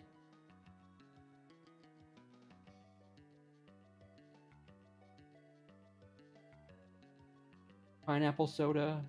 I actually had pineapple. There's a pineapple Mountain Dew going these days. Is that and a mango Mountain Dew that actually aren't bad. I was actually kind of surprised how good they were.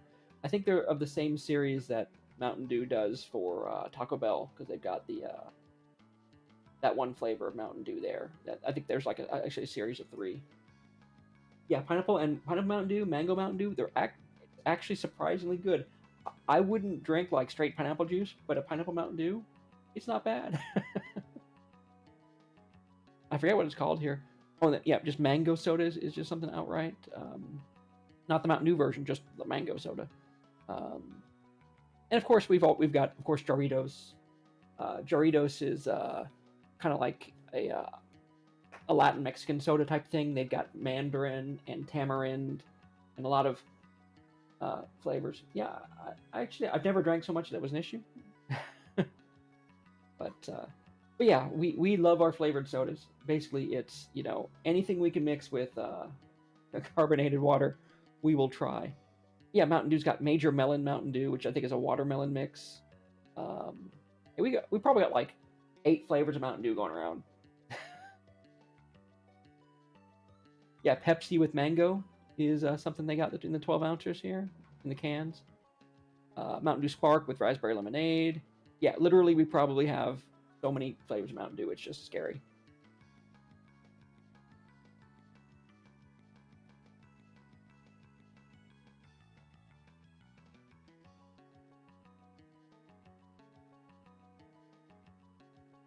I don't know. I mean, this is in one of our major grocery stores, Winn-Dixie. It's pretty much all over the Southeast as far as grocery stores. Most grocery stores down here, we're looking at Winn-Dixie, Publix, some Albertsons are still left. And of course, Walmart has their grocery side. Target has their little grocery area. But yeah, I mean, you want me to send you a 12-pack of something? Just pick out a flavor. I'm sure we got it somewhere.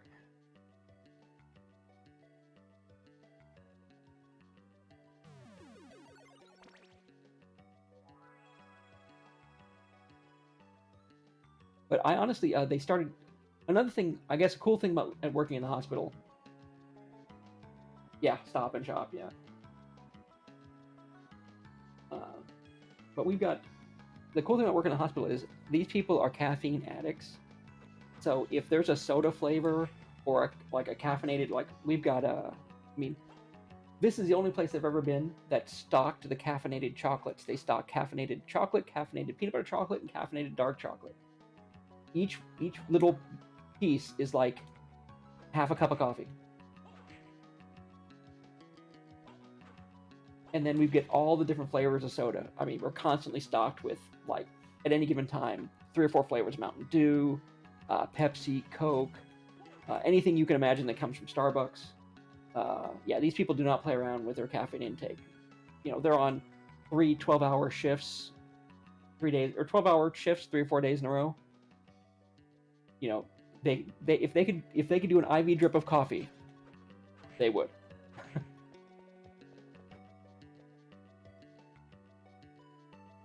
But like I said, the good thing about that is I get to try all the cool stuff because they keep it in the cafeteria. So I come and work one morning just completely dragging after a weekend and grab a handful of caffeinated chocolates and some breakfast off the cafeteria line, and I'm set. They do sausage, bacon, eggs, biscuits, gravy, all kinds of stuff every morning. It's real nice.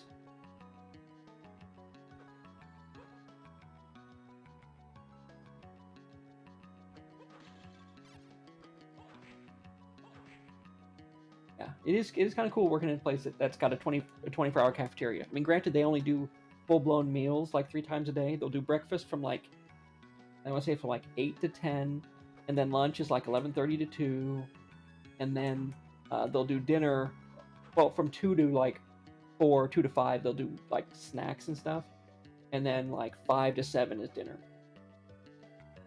Yeah, possible on Friday.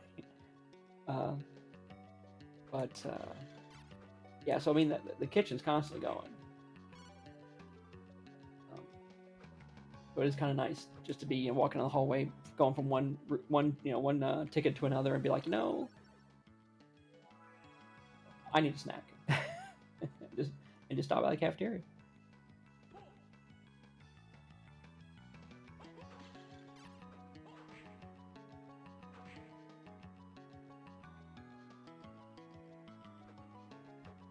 Well, that's good. I mean,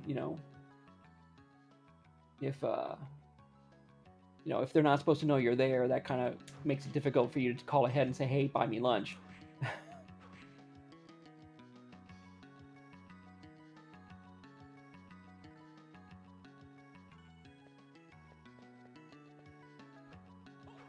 Why in the world has this card not dropped yet? We're probably getting close to a good chunk of an hour now that I've been trying to get this card.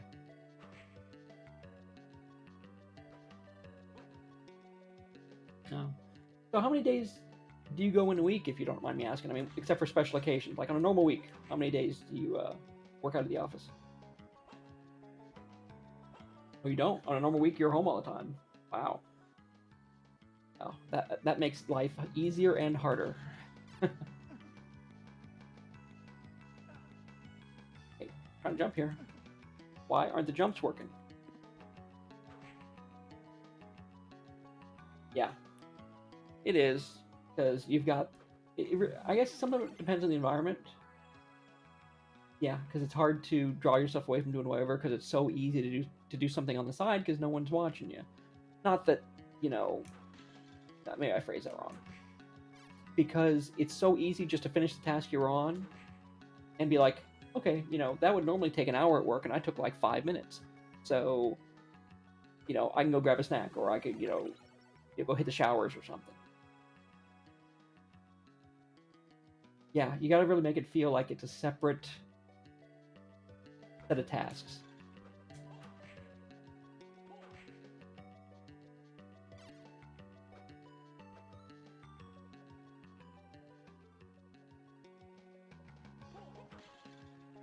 Drop your goddamn card.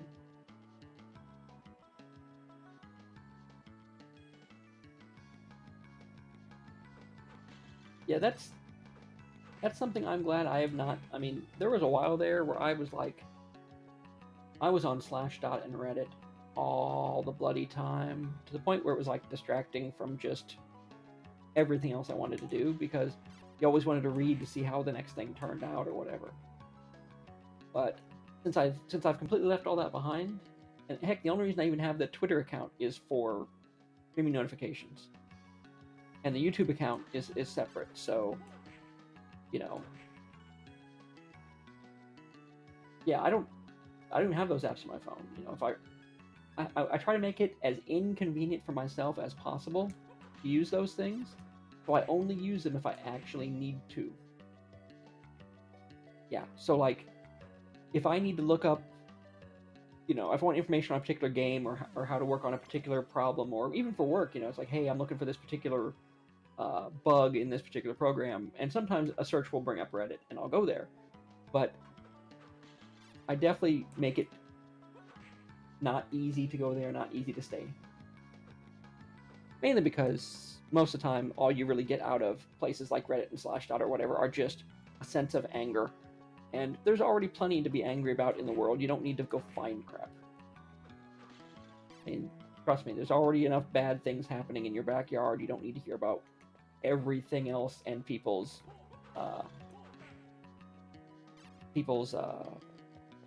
shock and awe at how something horrible could happen.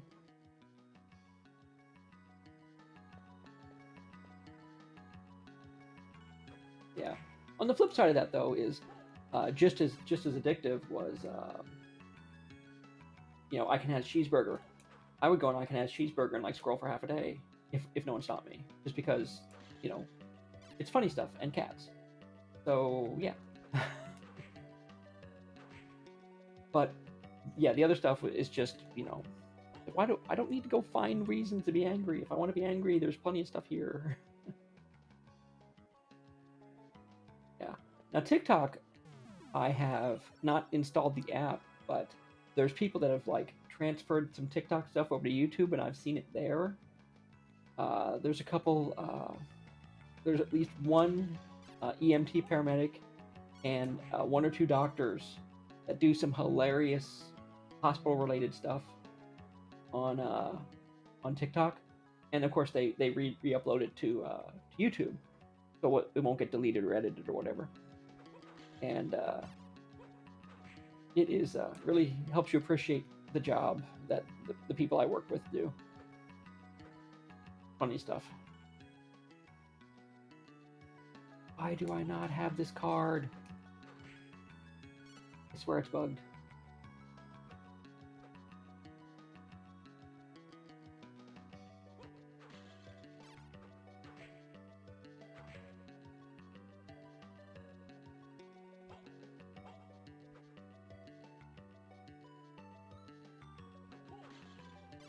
This is something I would actually go do a search on Google and probably end up on Reddit.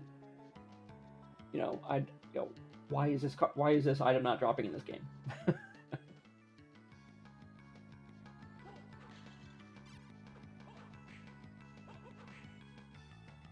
Anyway, speaking of games and looking up stuff online, are you ready for the your Final Fantasy XIV Animal Crossing Island later this month?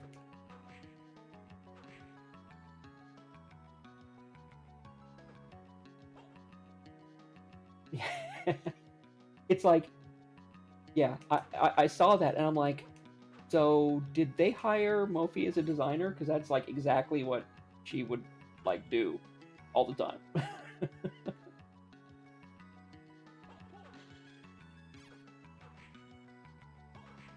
Yeah, it's like whatever they call it doesn't matter. It's the Mofi expansion.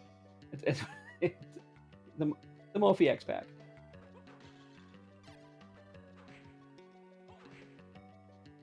And there's more.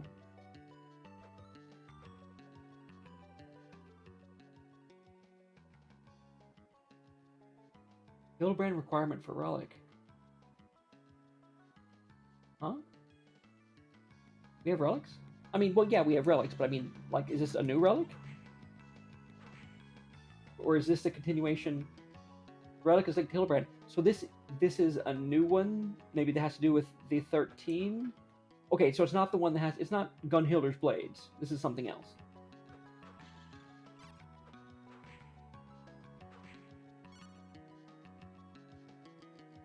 Oh, that's cool. Wait, what?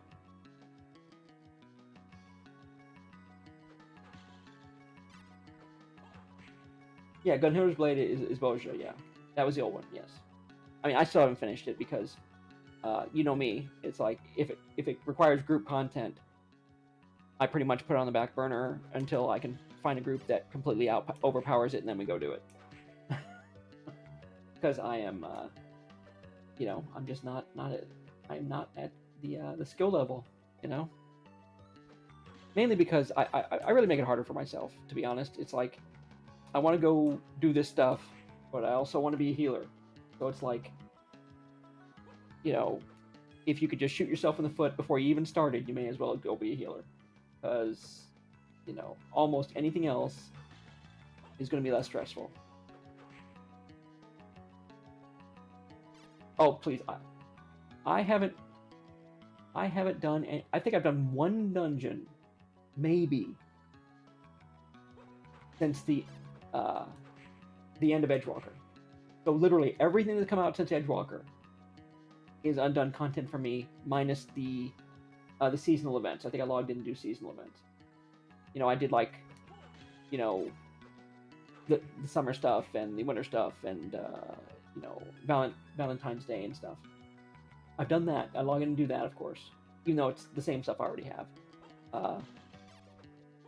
That Little Ladies Day and things. But yeah, I have done literally pretty much nothing since the end of the Edgewalker story, because I got like, 2 quests into it and they're like, okay, go do this dungeon now. Well, crap, it's just me. How can I go do this dungeon now?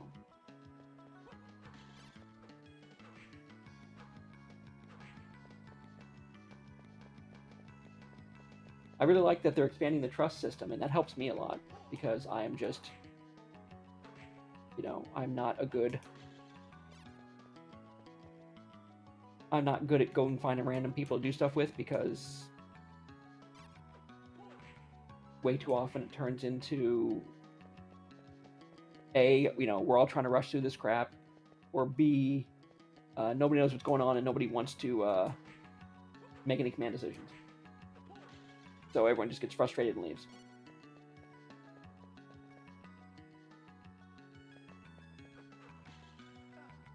I need to stop doing that.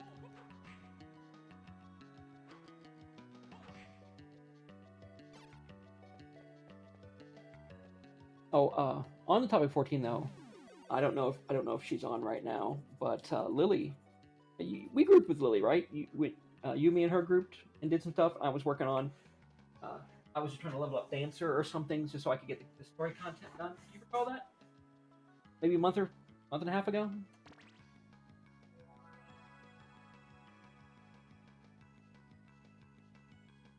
You remember this?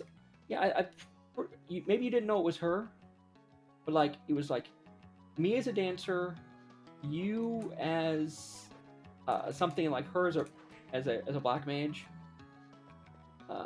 But yeah, we got together and we did like a couple dungeons. We played like one afternoon and that was pretty much it. But she actually got, I believe, Twitch affiliate. She hit 50 followers. So her channel, you can go to her channel and she's got the little tokens you accrue that you can do stuff in the channel. You can actually subscribe. She actually got her first subscriber when I was there. It wasn't me though, because I'm trying to save money and spend it on my own channel.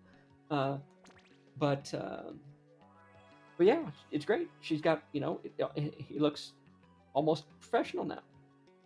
I think that's part of the reason she changed her name too. I think there was she's not just she was an anomaly, and I think there was an issue with, I guess, the leading underscore or the ending underscore. There's something with the name and formatting or whatever. Or maybe she just wanted to rebrand it.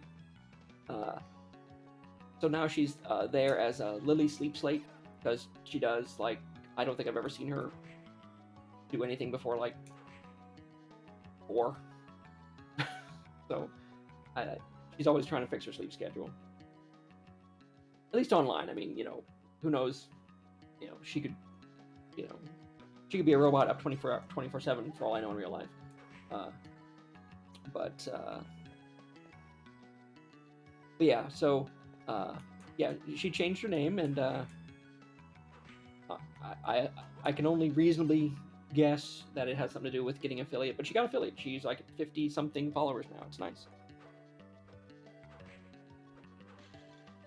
But having that little toolkit though, having the ability to do stuff in the channel and to make the chat more interactive while people are playing stuff is nice. It's a nice little tool. I honestly don't know how far we are away from it. I think we've got like 20 followers-ish, maybe. But anyway, getting back to what she was, yeah, we're working at it. I mean, every time we do a stream is a chance for someone to see it and decide they want to keep watching. Of course, watching this would kind of tick me off because this stupid card hasn't dropped yet, and I'm just too much of a stubborn bastard to just go play something else. I can't imagine how much fun this would be to watch.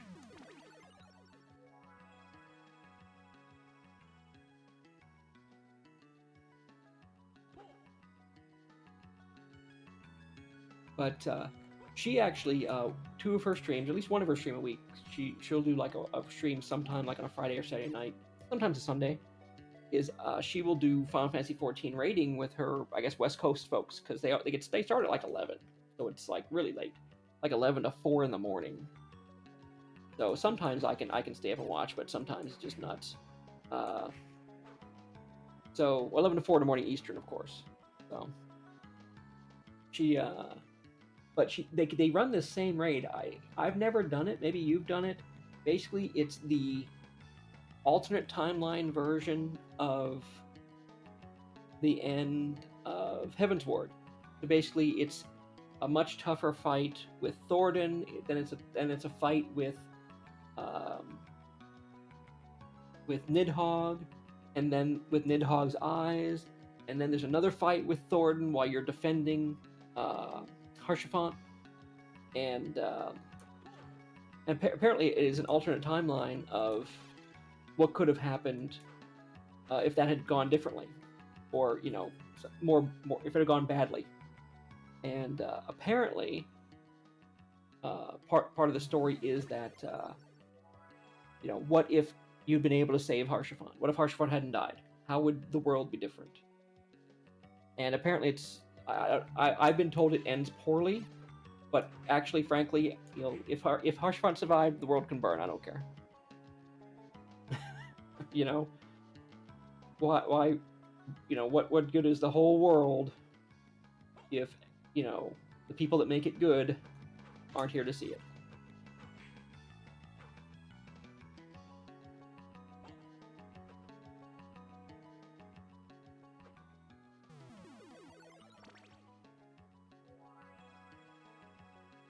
So, yeah, Papalymo was good, but he definitely went out on his own terms.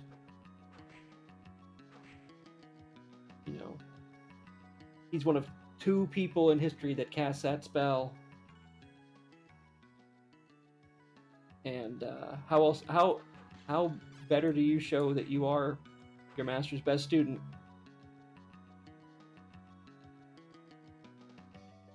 I don't think he may not have chose that time, but I can't imagine that character having a better way to go out.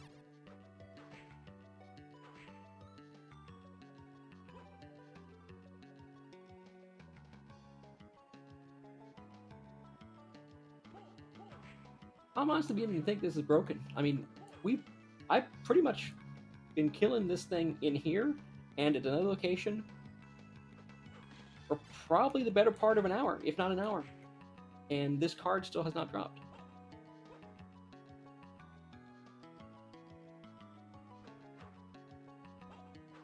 There it is. As soon as I say something. See? That's it. You did it. This is all Mophie.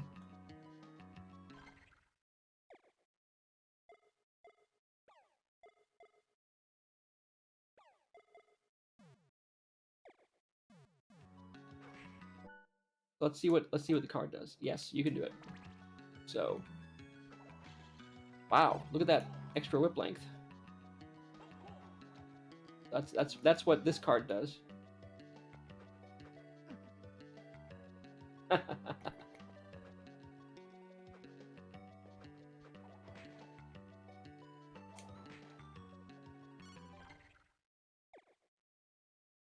Okay, so Golem is Earth.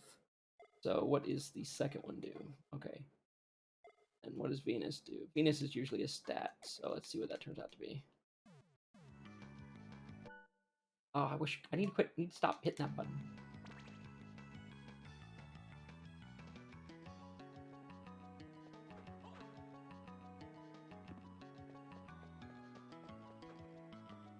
This goes through magic pretty quick.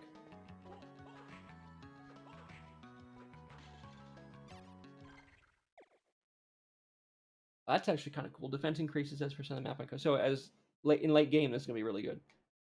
So what does Jupiter do for it though? Ah, I wish I would hit that button. It doesn't. It doesn't. Oh, whatever that did.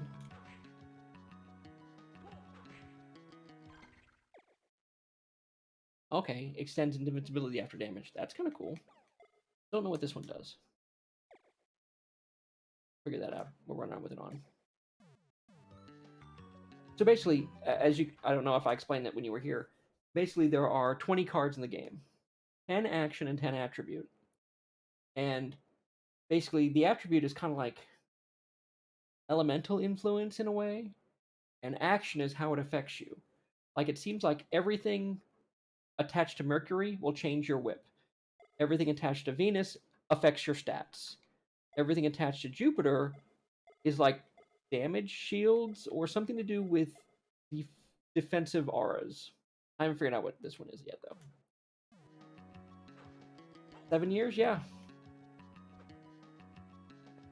The character I'm playing now, the one that is my main, actually is the character I started on a Japanese server in 1.0. Or it was a US server. It became a Japanese server when they redid a lot of stuff in 1.0. And I went and got her, and I transferred her over to this data center, and I've been playing her ever since. So she is literally a day one character. And so, I've unlocked all the classes, but I just haven't played them. Some things just don't appeal to me, I guess. Mostly DPS doesn't appeal to me, or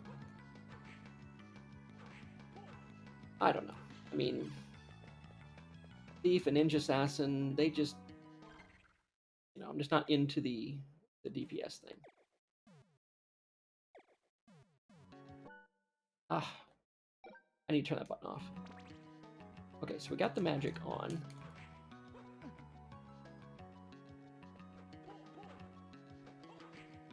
Okay, it's certainly going down, so it's doing something.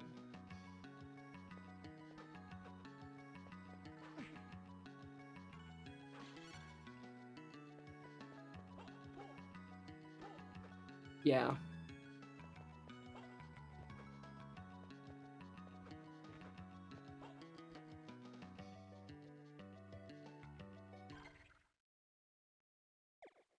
Still doesn't know what it is. It's sucking down my mana, but I haven't triggered what it does yet.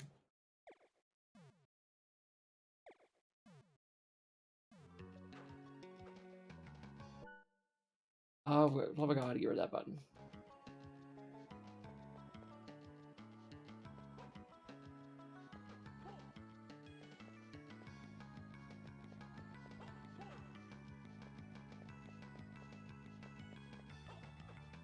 Yeah, I pretty much have bounced around between the healers. Occasionally doing Paladin just for like leveling and stuff. Like I said, I was recently trying Dancer, not because I really like Dancer, but I don't know, it was because it was a support DPS, I guess. That's how I talked myself into trying it.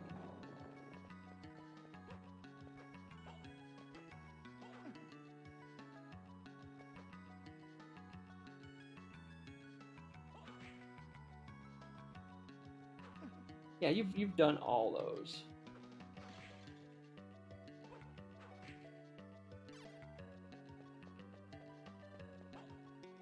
I don't know. It's probably this. It's you know what it is. It's probably the same reason why I only ever really have one character and I don't play alts. Because, yeah, I just could never get into alts just because I don't know. I mean, the character's not me, but I still like to play it in a way that what do I think it's right to do? I guess probably not a very good role-playing basis, I suppose.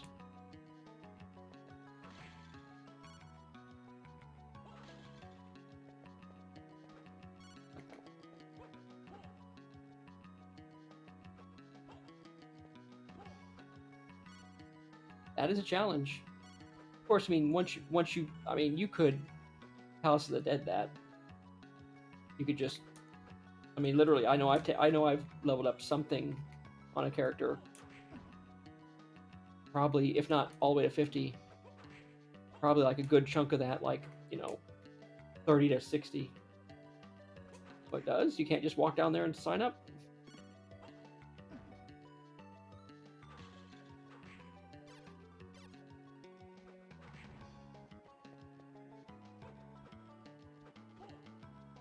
Well, there are some dungeons you can just walk into, right? Like you can just duty finder a dungeon without questing, can't you? I mean, if you've already completed the quest in that character, you can just duty finder those dungeons. So you could just dungeon it, or unless you have a completely different alt, like on a different account or a different character that hasn't done anything. A fresh character, huh? That's. Huh. I think what would be a good way to go about that.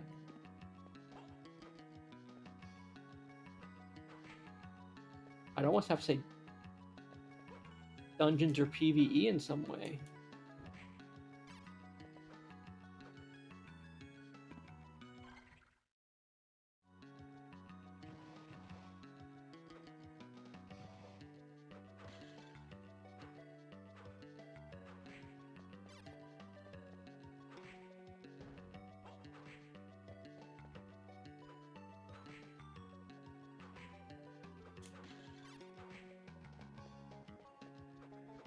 wonder if Fate XP is... Okay, I can get through this. This is the place I need to... I got her card. And we'll take that. We'll take that HP max increase.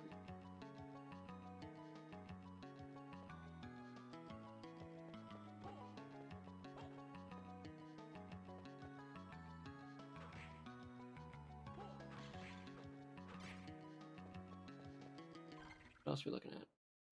Down and around again. There's something under here.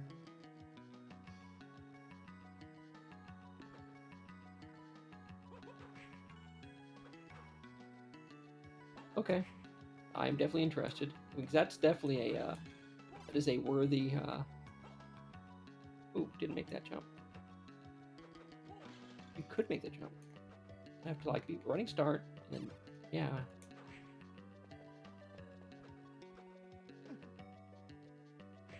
I'm gonna have to go like way around to that, aren't I? Huh. I'm sure it's doable if it's like some kind of hover.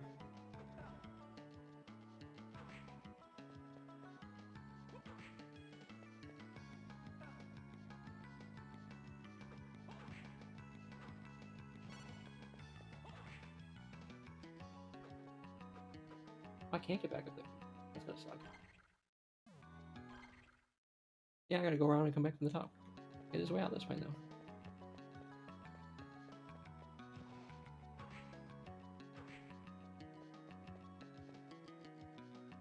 This one I can't move for some reason.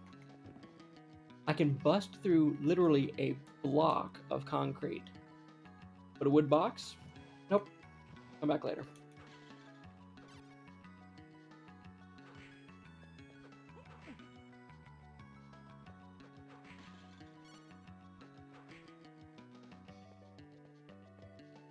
Okay, we pause this here. Let me go see.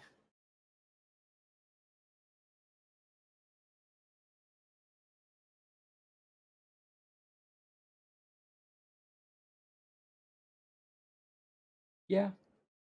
Okay, I can see that.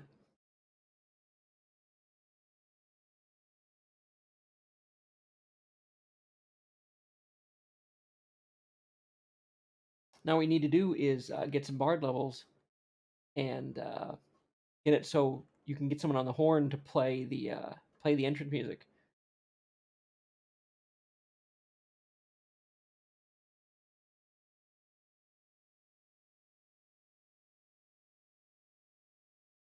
Yeah, because you can't have that name without some music.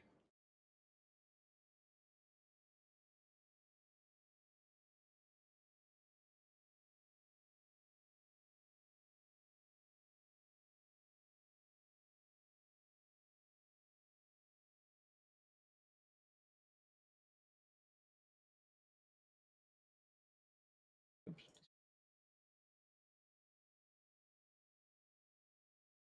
Yeah, or hire a bard to accompany you. I mean, you know that works too.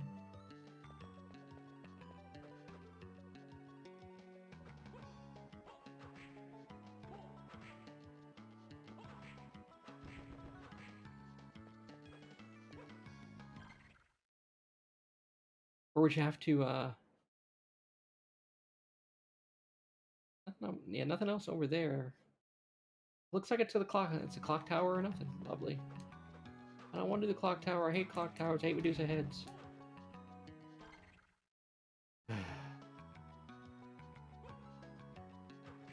Wonder if you should unlock Bard, or you're gonna be unlocking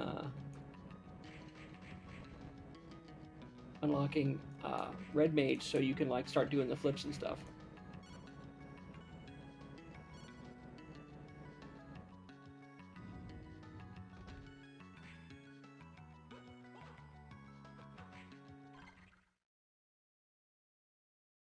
Whatever.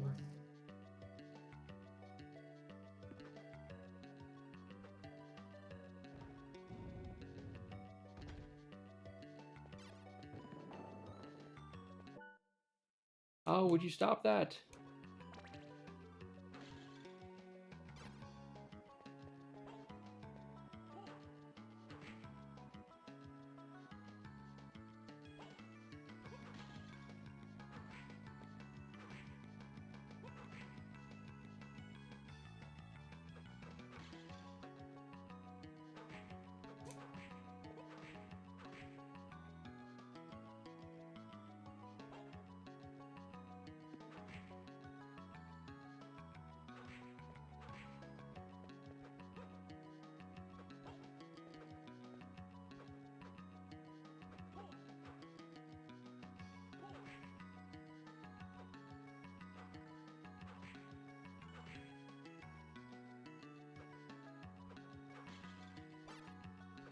keep thinking I need to play Final Fantasy 14 more because, I mean, obviously I am paying for the sub.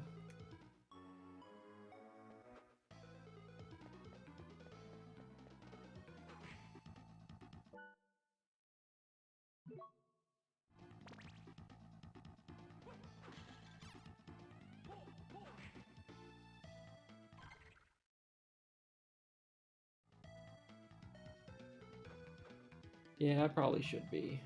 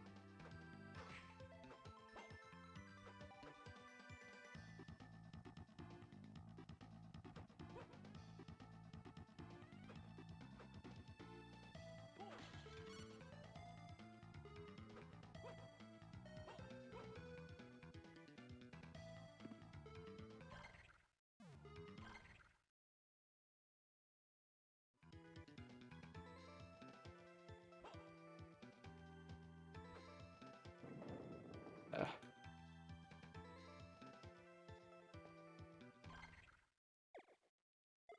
okay.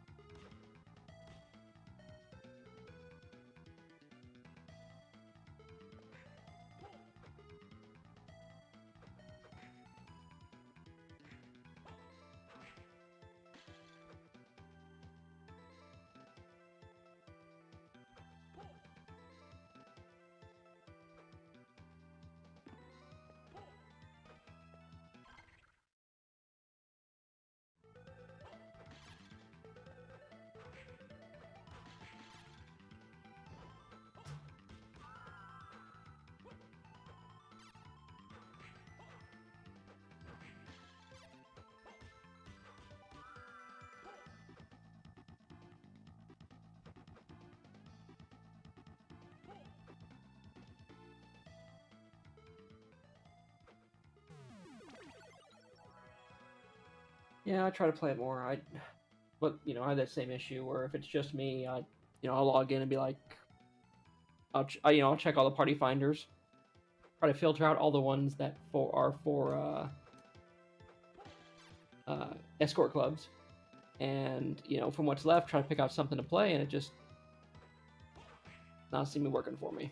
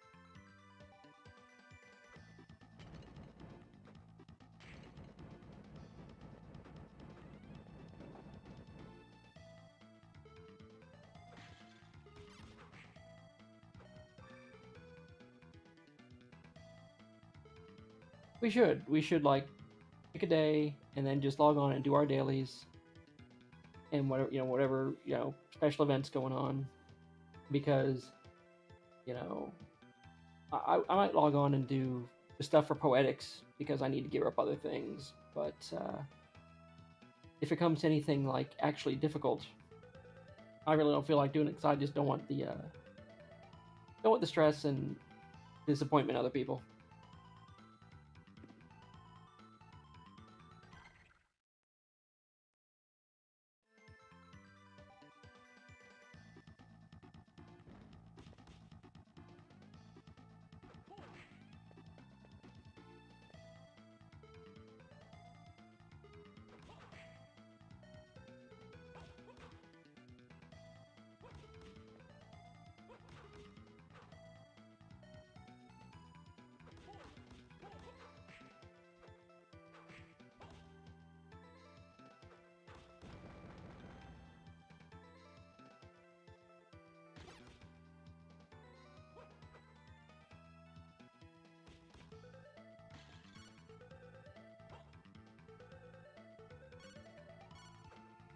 Don't want the knife.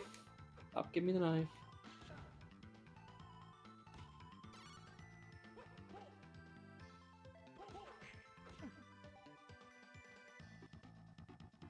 Guess it can't fall off here.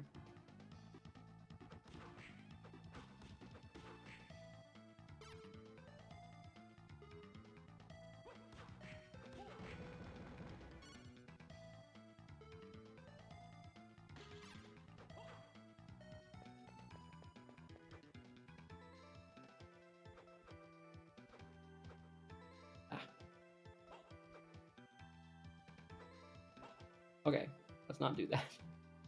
When it's coming toward us, yes.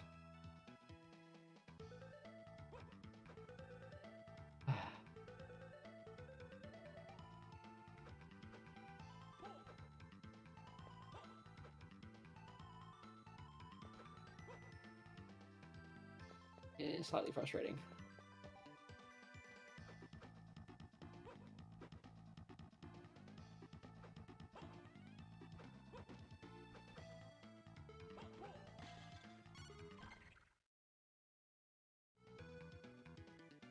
No. I'm just happy that you got me the card. I can't think of anything else I really needed right now.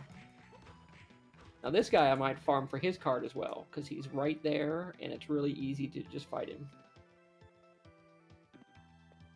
But I don't have his card yet.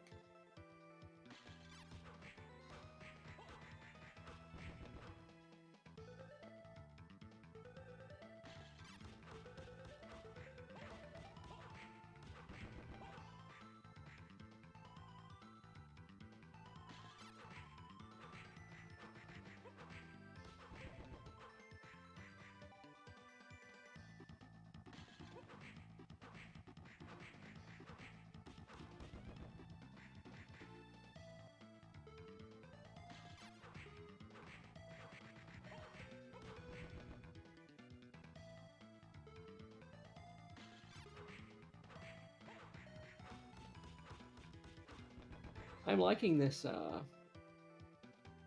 this ice shield though. It is I've raised my magic high enough to where my my natural regeneration is enough that it pays for the shield, so I could actually keep this up all the time. Of course, I can't cast anything else while it's up, but for here, it's nice to have, that's for sure.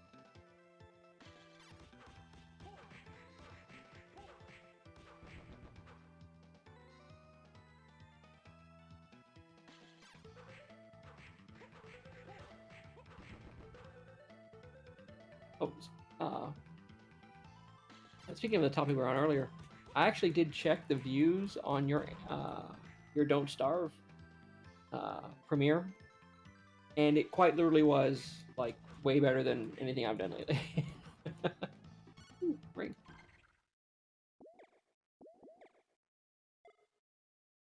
Oh, that's nice.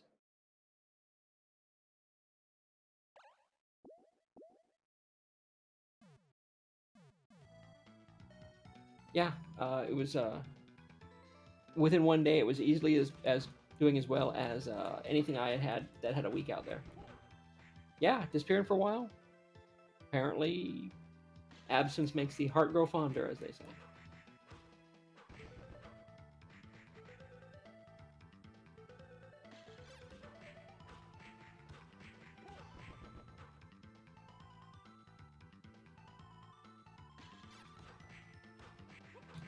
Or maybe Don't Starve is just, I mean, in addition to, you coming back and all, uh, Don't Starve is the type of game that I probably wouldn't have played. I've been focusing a lot more on uh, older, RPGs and things. I haven't done anything like yeah, people probably have it on their follow lists as things, so then when videos come up to play them. But yeah, I haven't done anything like I don't know what you'd even call that. Any, I guess, survival crafting games in a while. I mean, I'm trying to think. I mean, most of the time, I was playing stuff. I was hosting servers for 7 Days to Die and for Minecraft and stuff like that, but nobody ever wanted to play it, so I shut those down. Because why blow the $50 a month or I think maybe $100 a quarter, whatever it was, if no one was ever using them. So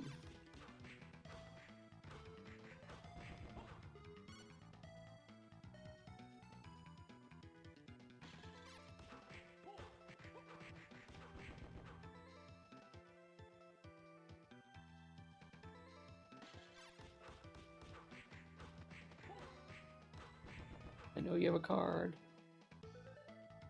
Thing is telling me you have a card.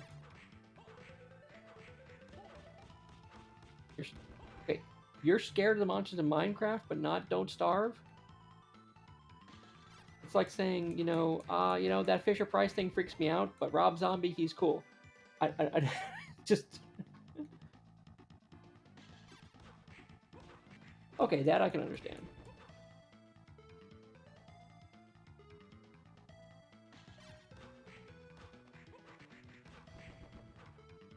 Yeah, I guess with that top-down view, you never really get the feeling that something snuck up on you.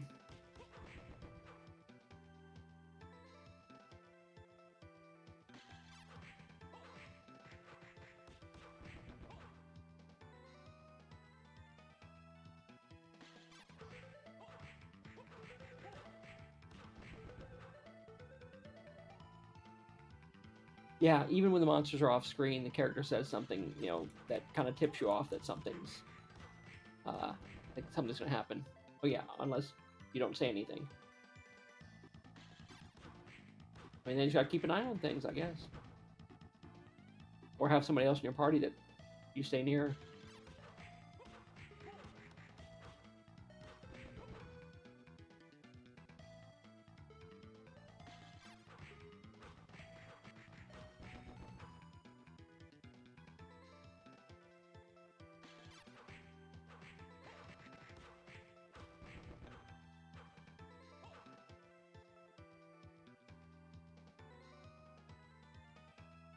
Which Kirby?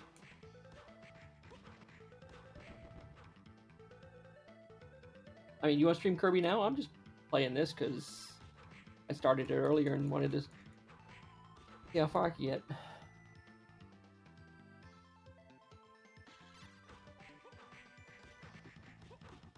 Oh, got the early bedtime,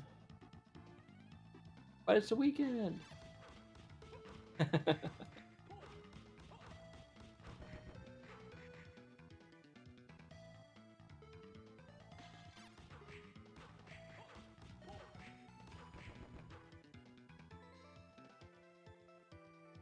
Well, good for you. Good for you for having the willpower to do that. I have trouble with things like that.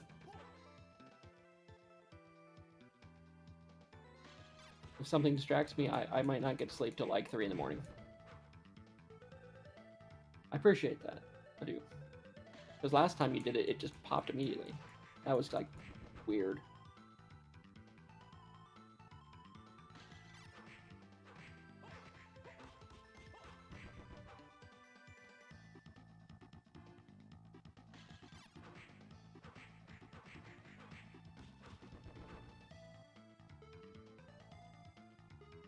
I don't get that so much anymore. Actually, oddly enough, I find myself checking Twitch in the evenings because there's these 3 or 4 people that will stream like weird things. Like there's one guy named Geyer, or goes by Geyer. There's a card. He has a he does like a Final Fantasy 1 like for the NES randomizer. So it's kind of cool just to watch him get dropped into the game where all the cities are in different places, all the treasure in different places. Yes, the card. I know. As soon as you said something, it happened. Of course, now I need to see what this card does. Oh, it's another element. So let's see what it does.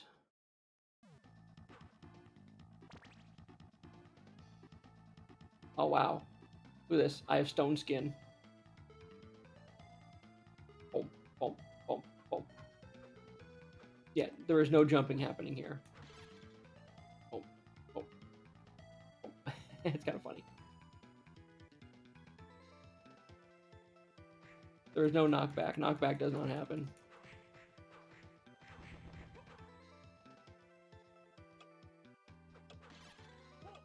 But jumping doesn't either.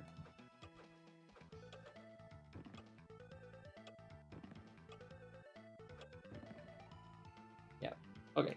That's cool and all, but I seriously doubt that I'm going to use it a whole lot. Especially over this one, which costs like no mana and really protects me in here.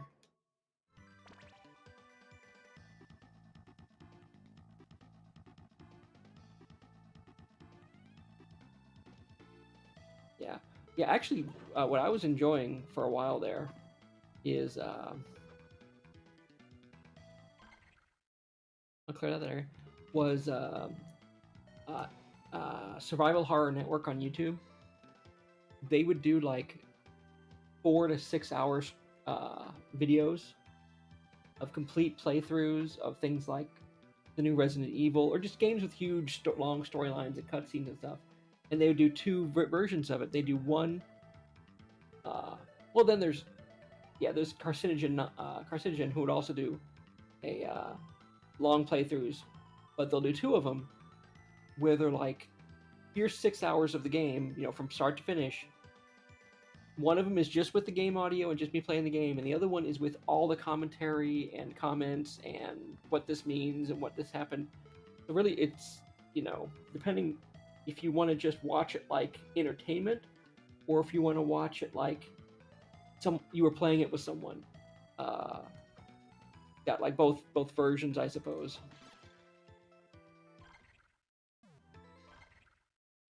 Okay, I guess I need to get back to the top, but I did my thing there, so that was cool. So I need to go this way again. Oh, no, you don't.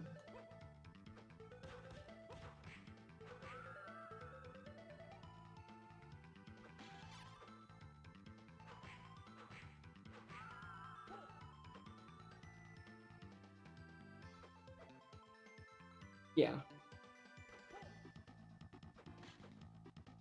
Yeah, there's some of them that are like time lapses things that are good, and then there's some that are like I want to watch it and be entertained, like I'm actually watching a 6-hour movie or something.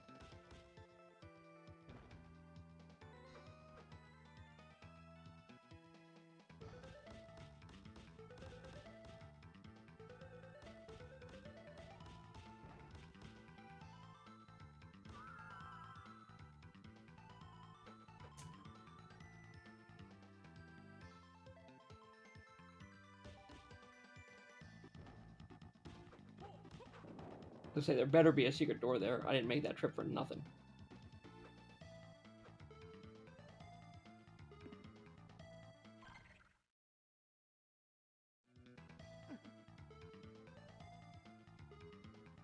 An Earth Knight. And then.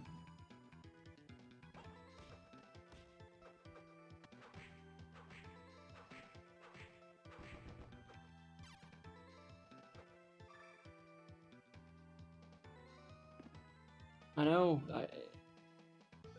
The two hardest cards just popped up as soon as you said you were doing something.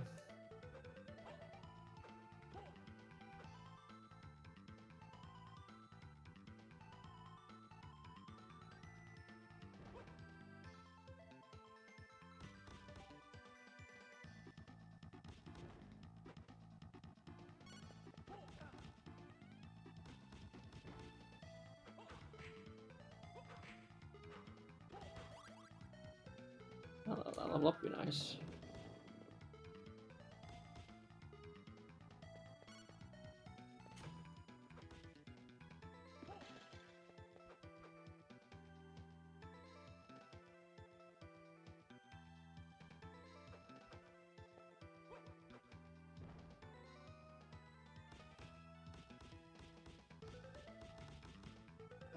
Ah, come on. Nope. You don't.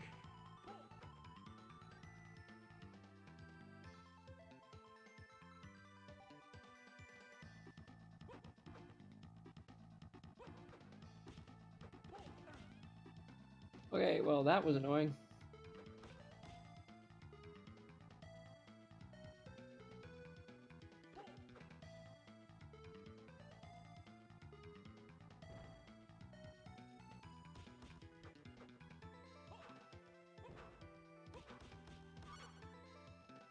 Stylish suit. Okay, that's new.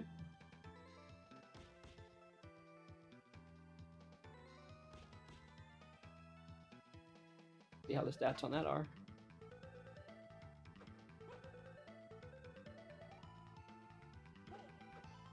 Hey. Okay, I've been through this door before. I have made it this far. Let's see what the suit is, though. Suit. Okay. Be popular while wearing this.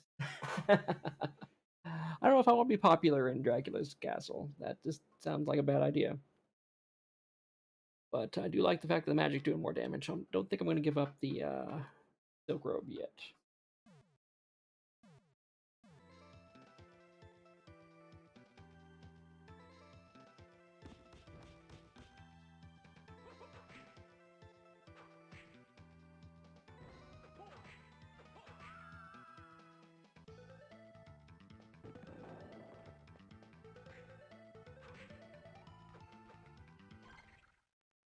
This is a little dead-end room. What was in this room?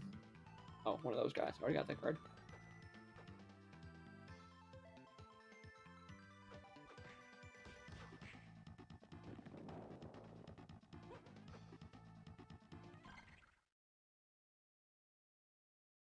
I need to get to the right here. Oh yeah, can't get nowhere. I can get this way yet. My options here.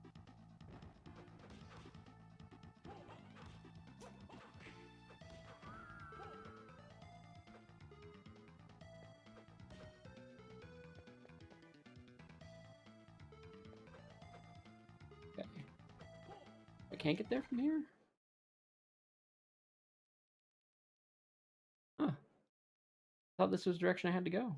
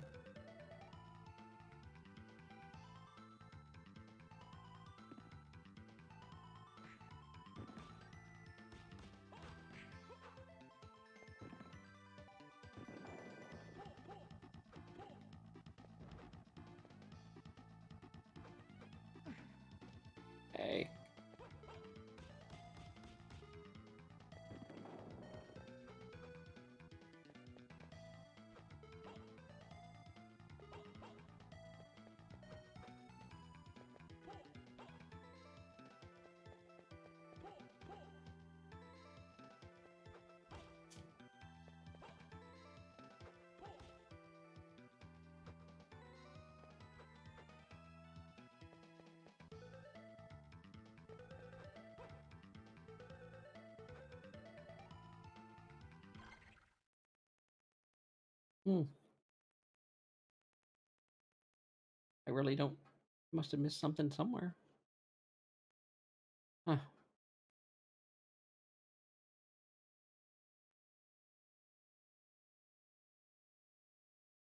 Where the heck am I supposed to go next?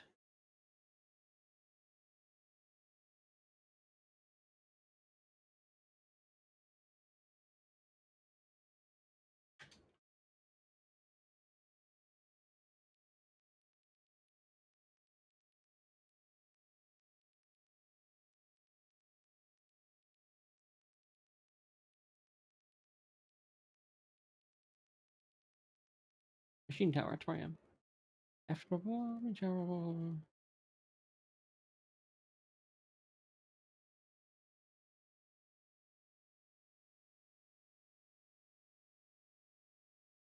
luck rings, huh?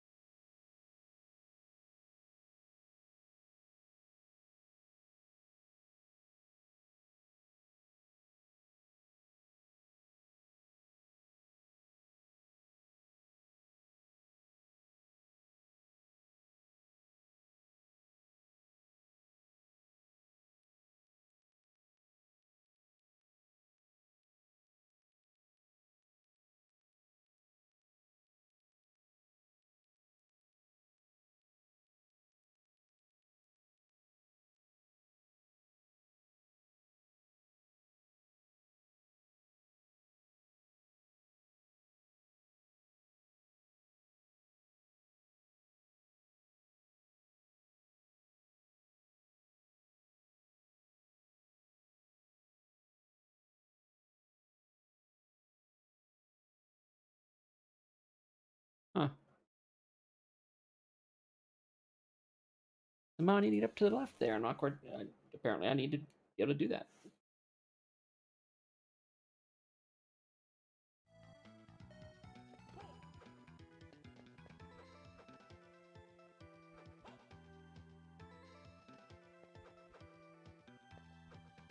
Or for now.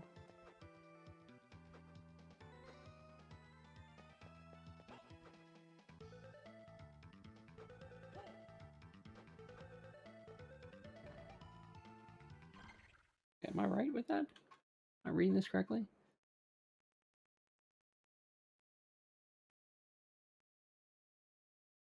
Break and head left through the door with a long hallway. Okay. No.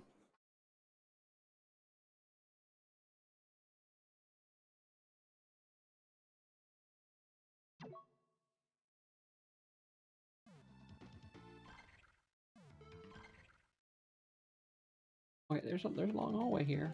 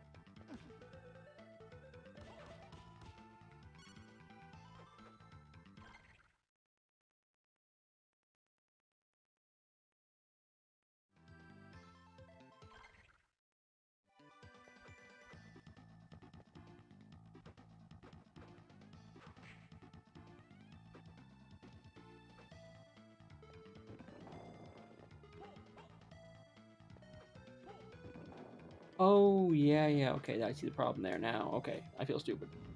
Don't break that block.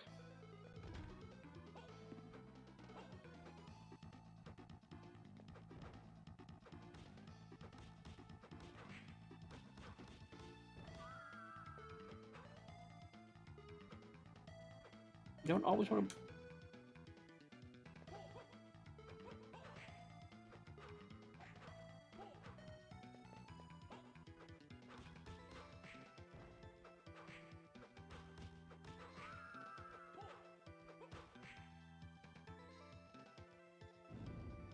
Okay, slightly less stupid now.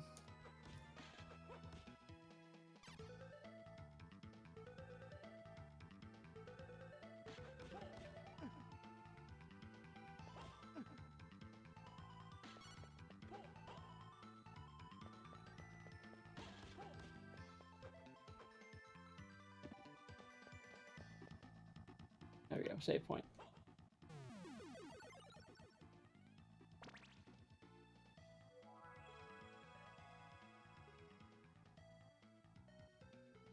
I don't know if those Elemental Knights drop cards. We're gonna find out.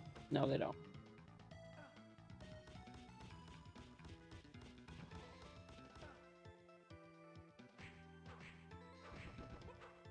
Elemental Knights don't drop cards. But let's do this thing. Yeah. Encyclopedia.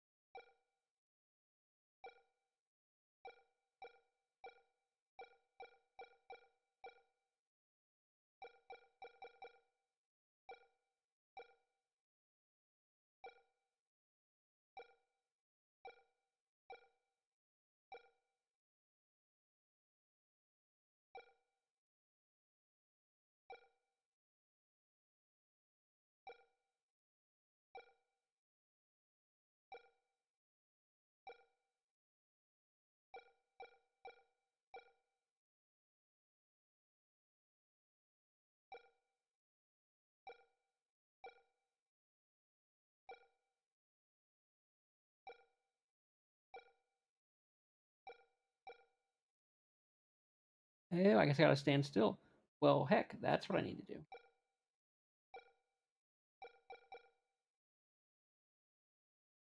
Invulnerable, yeah, but for now.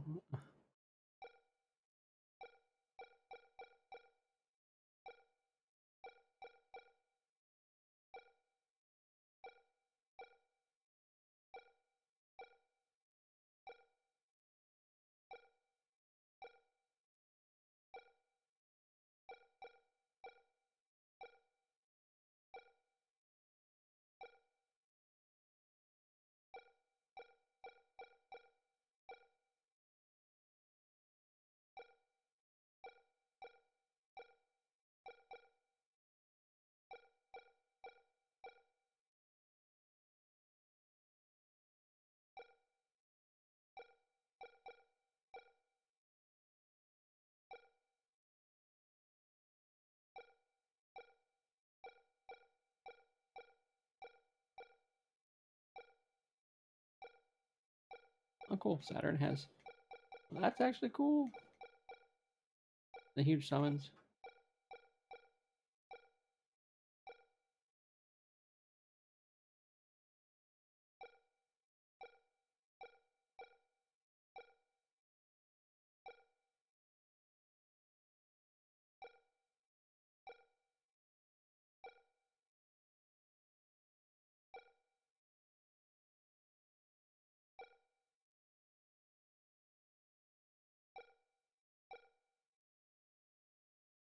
I haven't seen the killer bees. I've seen a lot of these things though. And the stuff they drop.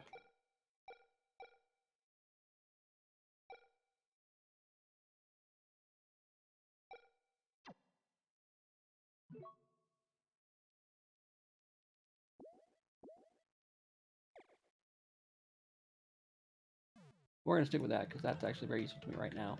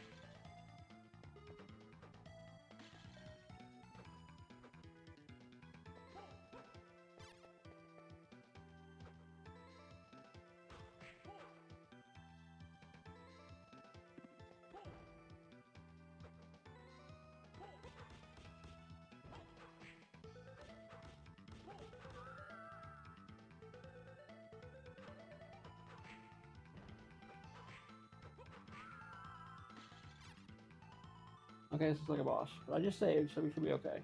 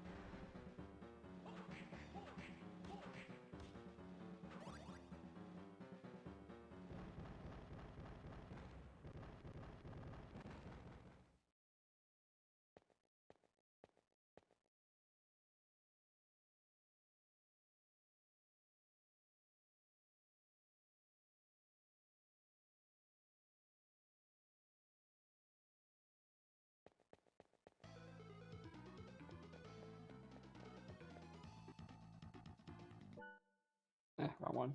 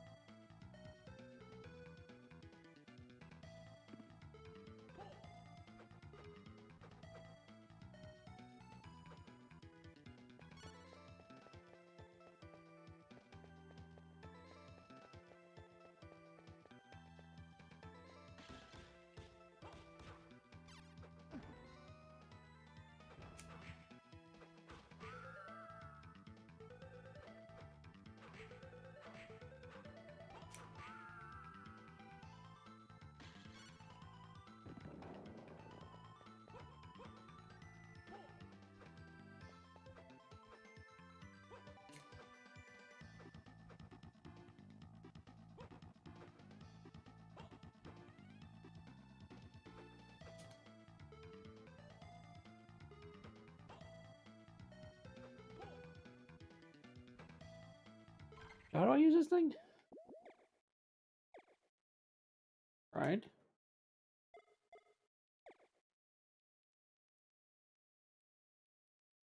Oh, special move button execute. Okay.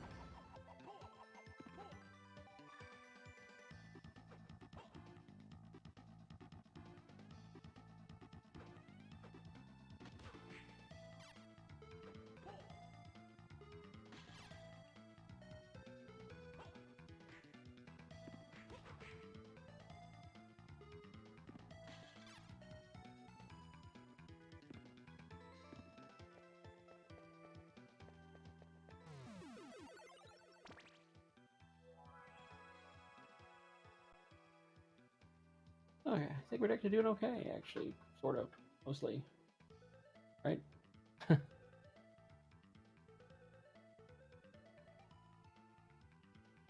Oh, they dropped gold armor. Ooh.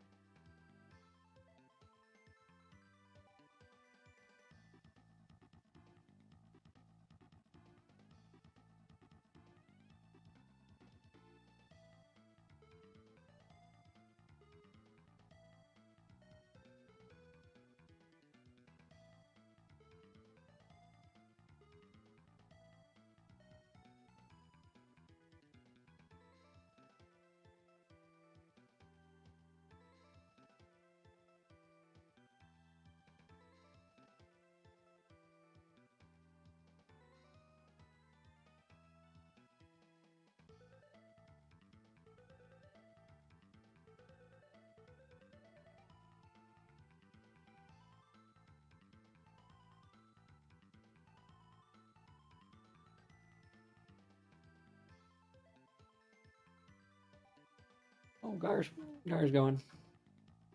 Bingo card. What naughty things? Maybe coming from the Wheel of Destiny. And what wonderful things that we might see here tonight as we get ready to send our Apparently. first team out. Fighter, Red Mage, and White Mage is a pretty good group.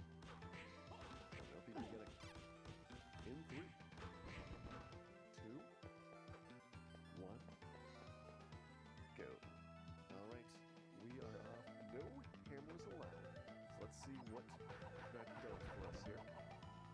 And it seems like really you're going to be relying on stabbing people. So there is not a lot of decent weapons here at the start. For armor, I do have Chain Mail, which I can use on YouTube for right now. Copper Bracelet I don't think is especially attractive with White Mage being in slot 3.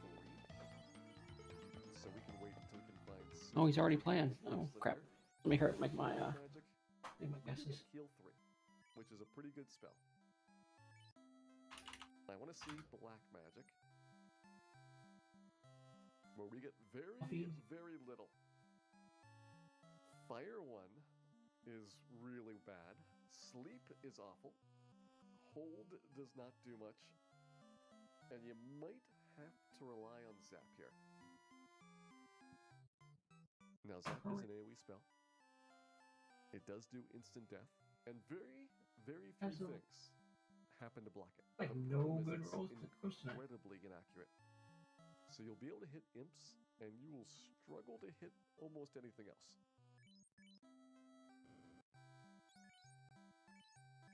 I think I'm gonna get you heal 3. Sentry, yeah. This is a Zap spell. Lizard Ice. I think we are probably. I'm gonna go over 2 actually. Potions and save game items. Heals, houses, pure softs, cabins. These are actually really good prices, other than maybe the heal potion. Everything else is decent. Yeah, pure is a bit on the high side, but you don't really use a lot of pure potions compared to heals. There we go.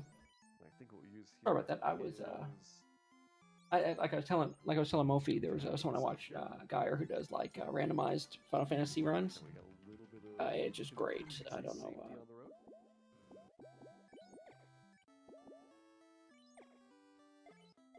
And if I got some cash left, can I get the fighter a knife?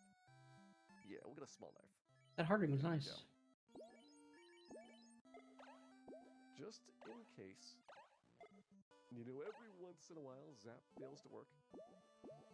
We'll have a weapon. Supposedly this guy drops the gold armor. Damage, but it will do some.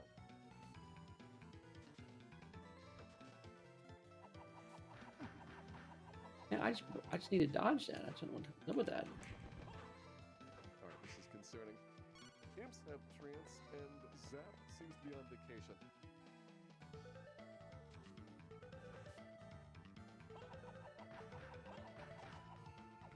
It's really inaccurate, but shouldn't be hitting imps. Probably closer to like 3/4 of the time. They have almost no magic defense at all. I think we go in. Oh, slimes are dropping a lot of antidotes. That's nice. In battle here.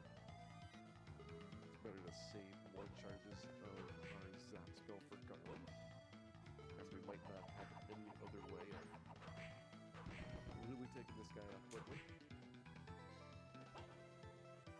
Up the top, there's good money, so we can get all of our consumable items now. No real concerns about being able to afford purchases.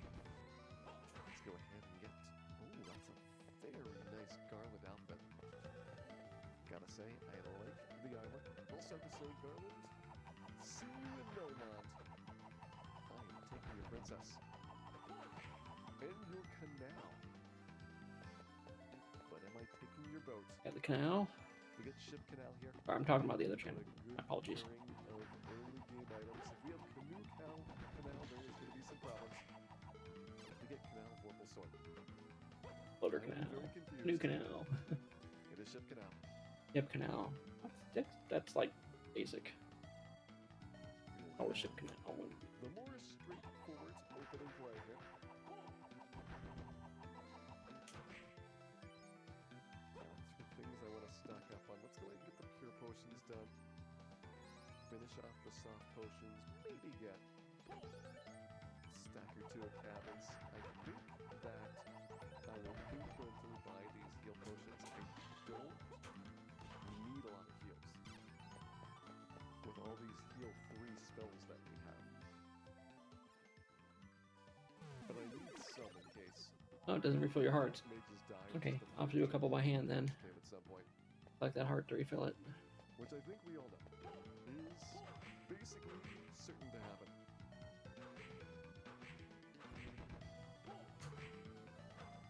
It's also pretty likely that Latoya will have absolutely nothing for us to grab here. And I could put this copper bracelet on for 4 defense, but it just kind of feels bad to do that. It feels like we are giving up.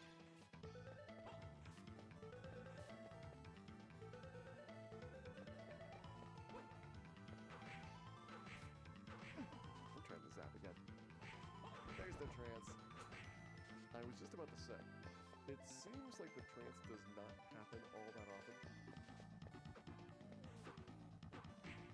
And then they did this.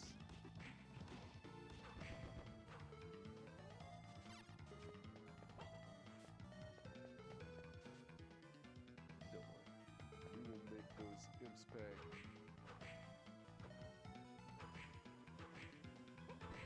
We'll quickly look.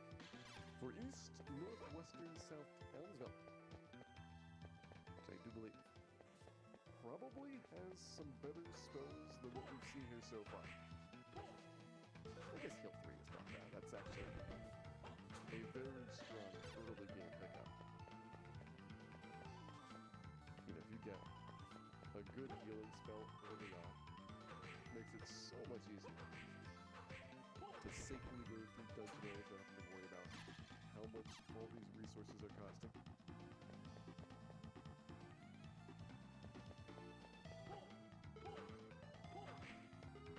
What price? Giving resources in exchange for the town of Melmond. Well, I will tell you what price it is. 59 gold. The price for the Fade spell. Yeah. I think we're picking that up. See if there's a nuke here, but likely Red Mage has Fade as well. Fade versus Lit 3. I can see having both. Anything that is actually lightning weak will take more damage from Lit 3. Everything else you the Fade spell on, so Fade will be the more common of the two, like you said. Scimitar, now we're not going to buy a hammer. Let's keep our bingo score intact there. And I don't think I buy the 10,000 gold silver armor, but I will buy the iron armor upgrade.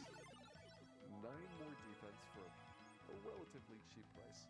Silver armor only gets me a 3 defense increase, so it's not nearly as good in terms of value.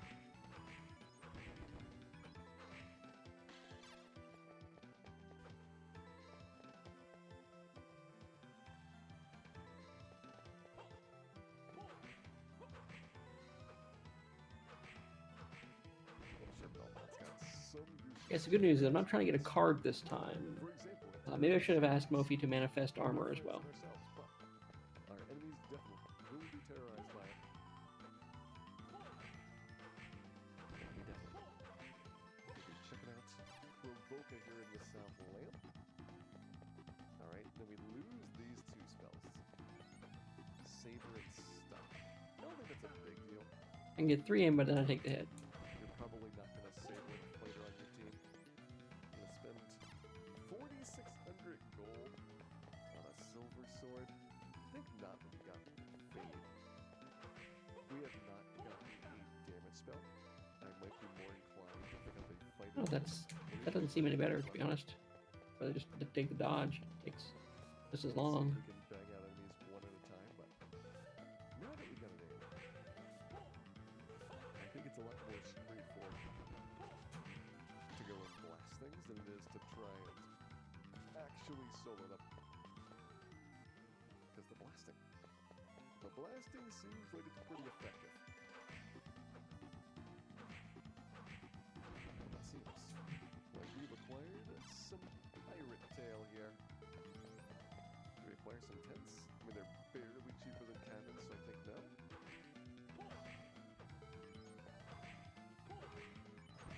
Not gonna get those silver items, it's not worth it. We got 23 cabins, that's good enough for a while. Maybe I just stock up on heal potions? And call that good for purchasable items for the first 25 minutes or so. We can do some exploring, and by the time that we check out a few more places, we will almost certainly come across more cabins for sale if we need them. But this is the basic plan. Go to Dwarf Cave, checking the 2 boxes, checking the 2 other towns that we have That should only access to on the when I outside, attack, right? in hopes that we can get a travel spell before doing either Marsh Cave or Dwarf Cave. Get a cool sword there. Pretty much beats out anything besides that silver sword that I had my eye on. So I think we definitely take that for a while. It's not as good as if we had gotten a flame sword, an ice sword, just anything better than the silver sword tier. But the coral sword, you're doing mostly damage with your mages, is going to be fine for it. At least the early parts of the game.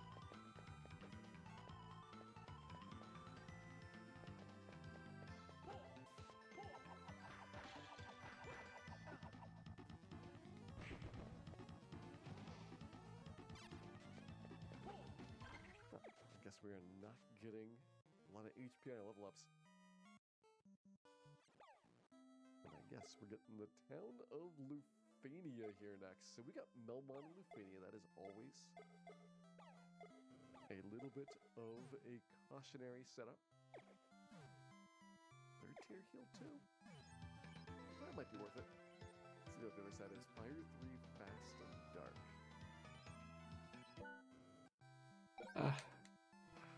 I don't know if Red Mage gets healed too in these circumstances. White Mage totally makes sense. But Red Mage has already got healed through, and Zap's not really an effective competitor. I think you only use this tier for Fire 3 and Fast.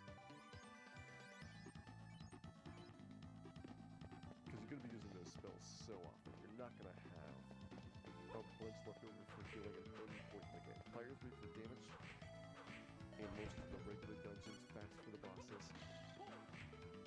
You can't afford to I mean, do a whole not bunch taking of any damage right now, so why not extra ones used wear up. the... Alright. Is Invis 2 worth it? So, the white shirt's nice because you can use it as many times as you want to. And typically you need to cast it 5 times to get your evasion maxed out from the starting spot. If you got a really fast character, it might only be 4. But for our team, it's probably going to be 5 most of the game. And doing that off of a spell slot that you only have a certain number of copies of, you are probably doing it once.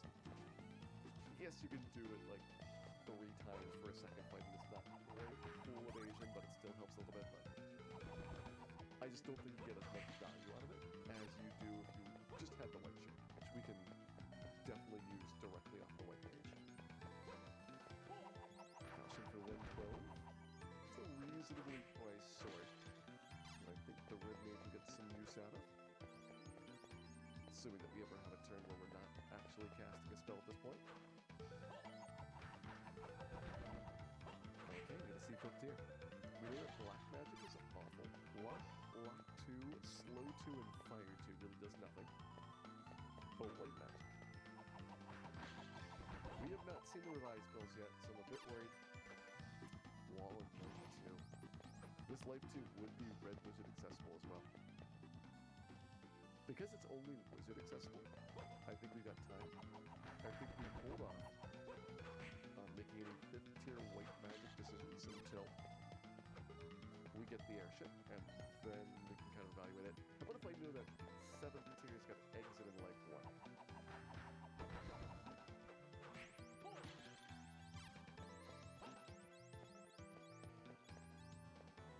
So we're going to break that square.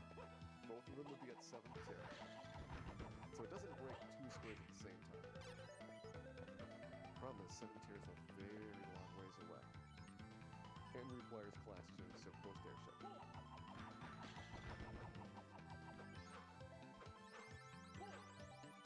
We could definitely require some fun. The life 2 is not as straightforward as it used to be. Silver bracelet though, that is very straightforward. We get one of those. Pull that on. I think we get a house or 2 here.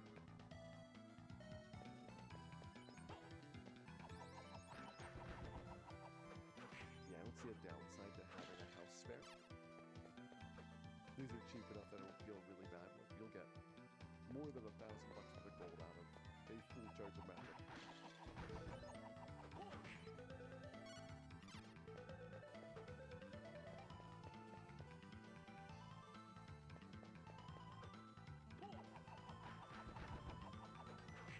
There we go, gold armor. Yeah, if we can get a fight here, I think we'll get like one Boom. before picking I can up throw on the or earth. Both require backtracking, so there's no super straightforward one to say. This is the better of the two. The closer of the two is the Marsh Cave. And it's got the easier enemies, so I'm going to lean towards that. But I would say this is a circumstance where there is very little difference between Marsh and Earth. They both have a guaranteed incentivized item. They both have something that you have to go back for later once you find... See if I can get that card from that item. right up there. Rod in the case of Earth Cave. Key in the case of Marsh Cave.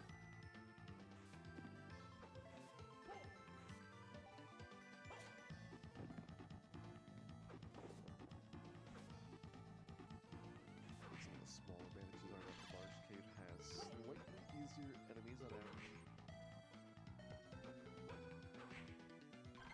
And Marsh Cave's got more treasure chests that we gotta pick up. But it is a pretty close matchup between those two at the end of the day. Even though it may seem like I go to the Marsh Cave quite a bit more often. I think that's mostly because Earth Cave's got a bit of a reputation as being a nastier spot, but realistically it's not.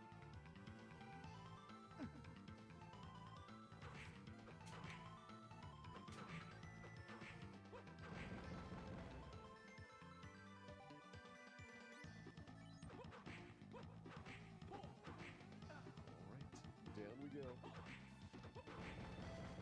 Into the depths of the Marsh Cave. Will it prove to be a Marsh Cave? Or will we find some nice stuff here? How about rubbing shadows? That does not seem like nice. That seems like very not nice as an enemy.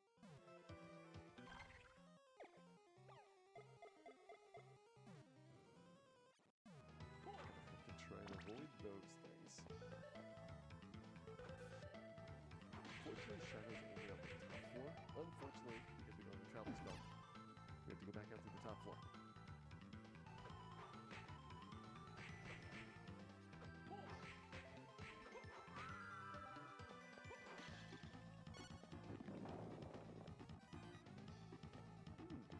Cage's shield. Interesting pickup for the fighter. It's not the knight shield that's on the bingo card, but it is a good one. TNT also pretty good. Very suspiciously a loose incentivized item early on. Those tend to be things that you want to follow pretty carefully.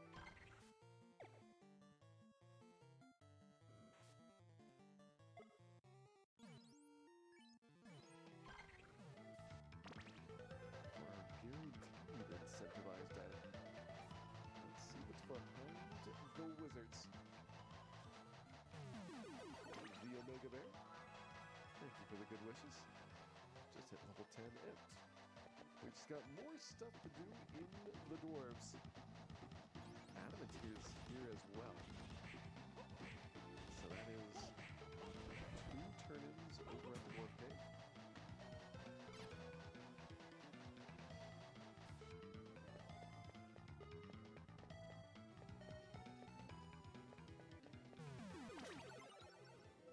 And I guess I can replace that chainmail for a relatively small cost upgrade. I should go up and get that that boomerang again because I really don't want the dagger. The boomerang is very nice. Yes, we can see exactly what we are getting ourselves into here. There will be a chance of shadows at the exit. That is relatively bad for us. We do not want to see shadows on this floor. Everything else, as far as we know, is okay.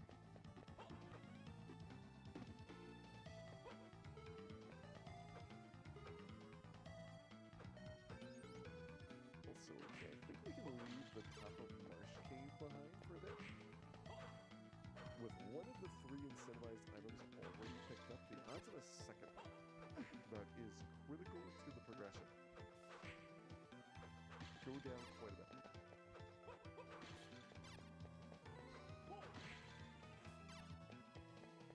So rather than hoping that there is a big find in Marsh, we can just come back to that later. Perhaps when we're going down to get the key lock stuff. Perhaps after we get a travel spell. Which means that we have half as many shadows to deal with.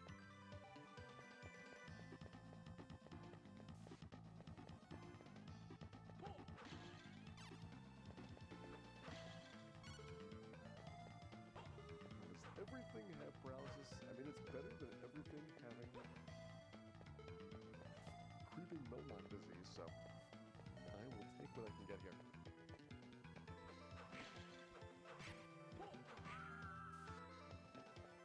Sometimes you just have to know when you are getting an okayish deal.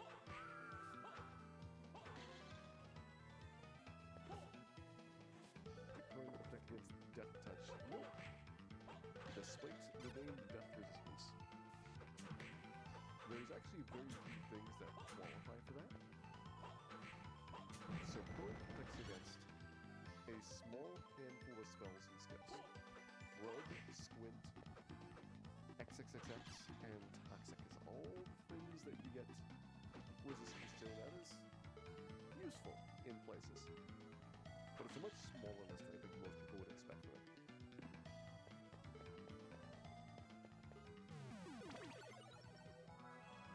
Ruby and a crown here. I expect there's Okay, I think we did good here. I can beat another boss.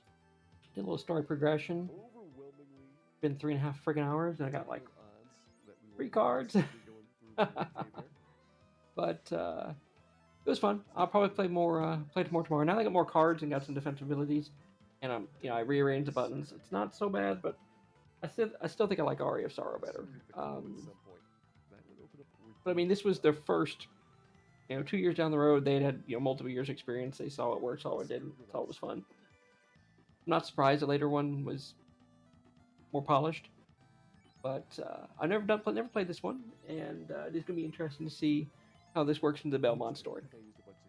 So, I guess everyone who's watching, have a good night, and we'll we probably streamed a lot today. I mean, between this and between Mophie stuff, we probably got a good full, 8-hour workday. So hopefully we can do the same tomorrow. I mean, 'cause I enjoyed it. It's like no, don't make me sit around and play video games. No, that's not gonna happen. So I just saved, and I'm gonna end the stream. So have a good night.